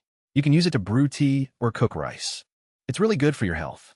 This was water I had drawn from the magical well in the backyard. Ever since I found out it had nourishing properties, I had been determined to bring some back for my family to try. All right, we know, my mom smiled, her eyes turning into crescents, joy and pride evident on her face. Mom, this is for you. The suitcase was too stuffed, so I left the box behind. I took out a pure gold necklace adorned with a sparkling rose pendant and fastened it around my mom's neck. Oh, so only Mom gets a gift, huh? My dad stood nearby, visibly jealous. I burst out laughing. Of course not. I have one for you too, Dad. My dad's gift was a black braided bracelet featuring a golden piccio, flanked by a few golden beads. It looked very imposing. I had meticulously picked these out from the pile of gold I collected in the apocalypse. Whenever I saw something beautiful, I saved it to give to my parents. In the afternoon, the store got much busier with customers coming and going. Everyone who saw me stopped to chat for a bit. My dad stood at the cash register, occasionally accidentally flashing his piccio bracelet. Before anyone could even ask, he would feign surprise. Oh, how did you know my daughter bought this bracelet for me? Ah, she's all grown up now, so she really knows how to spoil her parents. The customers knew full well how much my dad loved to show off his kid, so they all played along, praising my filial piety, leaving me standing there with a wry smile. In the evening, the grocery store closed earlier than usual, so my dad could hit the kitchen and whip up a feast. My dad carried all the vegetables and meat I brought back to our home in the old residential complex right next to the store. We ran into quite a few neighbors on the way. Seeing our family walking together, everyone stopped for a lively chat. Once home, my dad started taking inventory of the loot I brought back, nodding in approval as he worked. The veggies are incredibly fresh, and the meat is top tier. Tonight, I'm making mutton stew to nourish you. At the dinner table, my parents asked about my new job. I only dared to say that everything was going well. My parents were getting older, and I couldn't bear to tell them the truth about the system or the dangerous apocalyptic world. Telling them would only make them worry. It was better to keep it a secret. However, I didn't forget to give them some reassurance. I'm not at my old company anymore. I jumped ship to a new place, and the pay is much better. The boss here runs a massive chain of stores. Business is booming. Once things are completely stable, I'll bring you guys over to live with me. I turned the system into my boss and gave them a rough, plausible rundown of the situation. My parents didn't understand much about the business world. They were just happy knowing their daughter was doing well. And so, I was treated to another round of praises that left my face burning red. Actually, there was a reason I was so eager to bring my parents to the city. When they were young, my parents had the opportunity to study and work in a big city. But because my mom got pregnant with me, they decided to stay in our hometown to raise their child. They had been tied to this small county their entire lives. Now, it was my turn to take them out to see the world. That night, I kicked my dad out to another room so I could sleep with my mom. Being next to my mom brought me an incredibly strange sense of peace. She gently patted my back, just like when I was a little kid. Her voice was warm. Baby, whenever you're tired, just come home and rest. I don't remember what I mumbled back to her before drifting off to sleep. All I know is that I slept incredibly deeply that night, without a single dream. On the other side, the Hotpot and barbecue restaurants opened bright and early. The survivors swarmed in like bees from a broken hive. The dining hall was packed in no time, and the staff were all rushing about their duties. Song Jin-xian, as usual, paced back and forth, supervising both shops. The customers couldn't help but shiver as they looked at his back, muttering to themselves. Boss Jiang still isn't back? It's been 3 days, right? No. Just look at Song Jin-xuan's stone-cold face radiating frost. You can tell the boss isn't back yet. The brothers from the Cheetah Squad stood in a corner, looking at him with utter unfamiliarity. Song Jin-xian, right now, seemed to have reverted to the time before he met me. Cold, distant, and completely indifferent to everything except his close teammates. Huang Mao rubbed his chin, finding his captain truly fascinating. He had never seen him act like this before. Suddenly, Song Jin-xian, who had been radiating a freezing aura this whole time, softened his expression. As if sensing something, He took long strides straight toward the backyard. A moment later, everyone saw Boss Jiang walk out from the backyard, greeting everyone while turning to chat with Song Jinxian. The customers watched as Song Jinxian, who hadn't uttered a single word to anyone all day, now tilted his head to listen to me intently, his eyes brimming with tenderness. TSK. I wonder what trick Boss Jiang used to train our captain to be so obedient. Look at him, completely different from a minute ago. Honestly, if the captain had a tail, it'd be wagging like a propeller right now. Huang Mao clicked his tongue. Knock it off. Can't even food shut your mouth? If the captain hears you, you're dead meat. I, of course, was completely oblivious to their whispering. After resting comfortably at home for 3 days, I even managed to attend my grandpa's birthday banquet. I used my points to exchange for a top-tier massage chair as a gift for him, shutting up the nosy relatives and making my parents incredibly proud. After 3 days, I used work as an excuse, said goodbye to my parents, and found a secluded spot for the system to transport me back to the alternate world. When I left, my parents stuffed my suitcase full of homemade food that could be kept for a long time. I left with a heart full of reluctance, but I told myself I had to work hard to complete the missions and fully own this Hotpot restaurant as soon as possible. Only then could I bring my parents over to enjoy a good life. As soon as I stepped out of my room, I saw Song Jinxian standing by the door. Why are you here? I was a bit surprised. The shop is packed right now. I was just passing by. I heard a noise in your room, so I came to check. Song Jinxian lied, smoothly without batting an eye.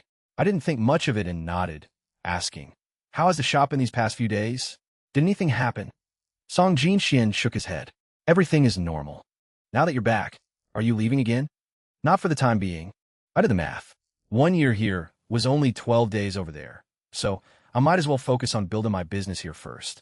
The corners of Song Jinxuan's lips twitched up slightly before quickly returning to his usual calm demeanor.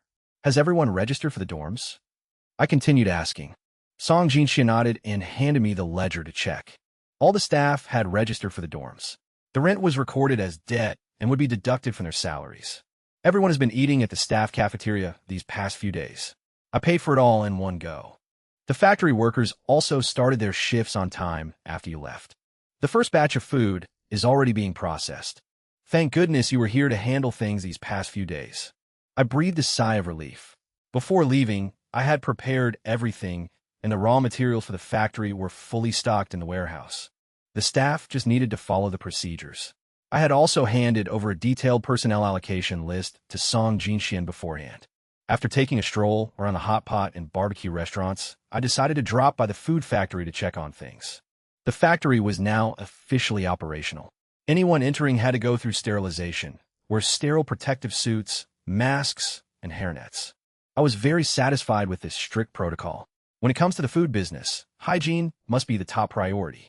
The 20 workers inside were dressed exactly like Song Jinxian and me. Everyone was focused on working at their respective stations. A mouth-watering aroma of food permeated the entire factory. Beef meatballs were boiling in a pot of spicy beef hot pot broth, the scent incredibly pungent. Just looking at it made me drool. The meatballs cooked in the clear broth were already finished. After cooling, they would be packaged with the hot pot soup base, vacuum-sealed, and put through the final finishing stages. Picking up a finished package to inspect, I saw that the portion was quite generous. It felt heavy in my hand. The rich hot pot broth swirling around the beef meatballs looked incredibly appetizing. Each portion also came with a specialized self-heating container. I planned to price each portion at 5 level 2 crystal cores.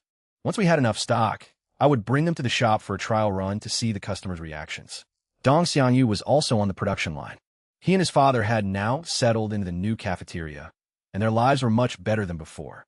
The former logistics minister and base chief had tried multiple times to approach him to put in a good word, but since he spent all his time around the shop and dorms, they never got a single chance to get close. All the factory workers had submitted applications to live in the dorms. Not only was the rent dirt cheap, but the security was also incredibly high. Living here, they finally experienced what unprecedented peace and comfort truly felt like. Hello, Boss Jiang. The survivors eagerly greeted me as soon as they saw me. Even though they were wearing thick masks, I could clearly see the joy in their eyes. I nodded in return and told them to keep up the good work. Heading back out to the front shop, the barbecue counter was as packed as usual. Everyone was now used to the double productivity style. One person would go buy barbecue and beer, while the other would line up at the Hotpot or barbecue restaurant. Even though the couple, Du Ku and Fu Wei, hadn't touched a grill in 10 years, their skills were in their blood. Now, their movements were incredibly smooth and professional. During lunch, Fu Wei bragged to me that little Cece had already moved in with her. Of course, the girl still kept her job at the base, only having to run back there occasionally. When she heard her mom mention the shop provided housing, Cece initially thought she misheard. But when she saw the apartment with her own eyes, she immediately did a 180 and demanded to move in right then and there.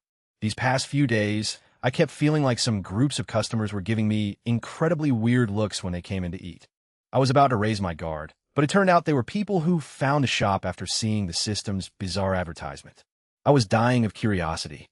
Just what kind of slogan did the system run to get such a strong reaction? That night, when I reviewed the 3D simulation of the zombies standing there advertising, I was utterly speechless. No wonder the customers looked at me and the shop like we were alien creatures.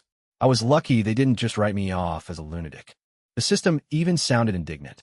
I went out of my way to choose the models they were most familiar with. The feedback is great, isn't it? Me? It's exactly because they're so familiar that it's terrifying. You idiot. They probably came here mostly out of sheer curiosity to see what kind of freakish shop would use zombies for marketing. Regardless, the mission progressed at lightning speed. The first batch of 10,000 hot pot beef meatball portions was finished. Striking while the iron was hot, I immediately put them up for sale at the hot pot restaurant.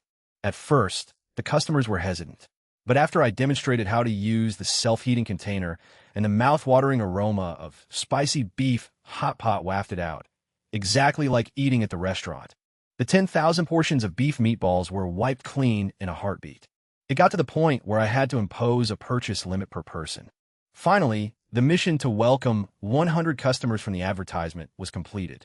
The system immediately unlocked the staff points card. This card was linked directly to my system. I just needed to set the salary and payday, and the money would automatically ping into everyone's cards right on time. I took the opportunity to set up facial recognition and update the personal information on the cards for each employee. Every month, I also allocated an extra food allowance, so they could use this card to eat at the cafeteria or pay their rent. Along with the cards came a series of new amenities that required points to purchase and install. An automatic crystal quarter points exchange machine, like an ATM for depositing money, and an automated vending machine connected to the staff store. From now on, the staff could freely purchase supplies without having to go through me or Song Jinxian. With that, the HR management system was basically on track. Having completed 2 consecutive missions, I closed the shop to let the system proceed with the upgrade. Heading back to the backyard, I excitedly opened the lucky draw wheel. This time my luck exploded. I landed on the orange slot, a 24-hour convenience store. The system informed me that this store was a special reward, belonging entirely to me. I could bring items from the import store to sell here without any limits, and even choose the transaction currency myself. My eyes lit up. This was a golden opportunity to exchange goods for pure gold, then bring it back to the modern world and become a tycoon. In just one night, the appearance of my block changed drastically. The Hot Pot restaurant shot up from 3 floors to 4. The 4th floor was a mini conveyor belt hot pot area, with individual pots for everyone. In the middle was a long, continuously running conveyor belt transporting plates of food. The menu here was incredibly diverse. I had imported all sorts of food from the supply store and laid them out. The prices here were based on the color of the plates. White plates were 1 level 1 crystal core. Green plates were 5 level 1 crystal cores. Blue plates were mostly meat, so they cost 1 level 2 crystal core. The 4th floor had a secondary kitchen connected to the 1st floor for quick food transport. The staff just had to bring the food out and stock the conveyor belt to keep it full. The barbecue restaurant was also upgraded to 2 floors, with an additional 8 large tables upstairs. The expanded scale, plus the upcoming opening of the convenience store, meant the current staff was overloaded. I decided to hold a new recruitment drive. But before that, it was the day everyone had been looking forward to the most, payday. Salaries and allowances were fully loaded into their points cards. I gave the whole crew a day off to relax and go shopping. While waiting to hire new people, Song Jinxian and I drafted the recruitment notice together, then swung by the newly built convenience store. Lately, I noticed Song Jinxian loved sticking to me all the time. Even on his day off, he refused to stay in his room and insisted on tagging along to help. Looking at his face, he actually seemed to be enjoying it too. I thought to myself, a man this patient and dedicated, probably only my dad could compare. I glanced at him and nodded in appreciation. Truly a gold star manager in the realm of dedication. The convenience store hung the familiar signboard. There is a convenience store. I wanted to build the there is a name into a national brand in the apocalypse. The store space wasn't too large, but the decor was incredibly modern, with gleaming ceramic tile floors and an edgy black ceiling. The shelves were currently empty. For now, I only stocked essential items like toilet paper, sanitary pads, soap, toothbrushes, towels, and a rack of clothes. And shoes. In the apocalypse, these were all luxury goods. I was confident they would sell like hotcakes. On the other side, the staff were incredibly excited with their points cards. Mao Qianqian was the first to swipe her card at the points exchange machine. When the staff store interface popped up with all sorts of long-extinct necessities, she froze for a few seconds. The prices were incredibly cheap. If she saved on food, she'd have more than enough to buy a ton of stuff. A 10-roll pack of toilet paper was only 30 points, sanitary pads 50 points, and 3 towels for 10 points. Qianqian was dazzled. It wasn't until the person behind her urged her that she snapped out of it and started picking items. That whole day, the atmosphere in the residential area was as festive as the new year. Everyone was carrying bags of goodies, bragging to their relatives about the shop's salary and benefits. My status in their hearts had probably skyrocketed to God tier by now. I also just received the next mission: research and develop 3 new products at the factory to unlock the breakfast shop. Speaking of breakfast, I immediately thought of crispy fried dough sticks, soy milk, and piping hot meat buns. I couldn't think about it anymore. I was about to drool. The next day, the staff's morale was through the roof. As soon as the recruitment notice was posted, it attracted a massive crowd of survivors, packing the entire courtyard. This time, I had to mobilize 2 more staff members to help out just to handle it. In the end, I finalized 10 people. 1 for the convenience store, 5 for the Hotpot restaurant, and 4 for the barbecue restaurant. Right after being hired, before I could even ask, they all raised their hands in unison, begging to move into the dorms immediately. I was a bit surprised by their enthusiasm, but I happily nodded, then explained their salaries and had them sign their binding contracts.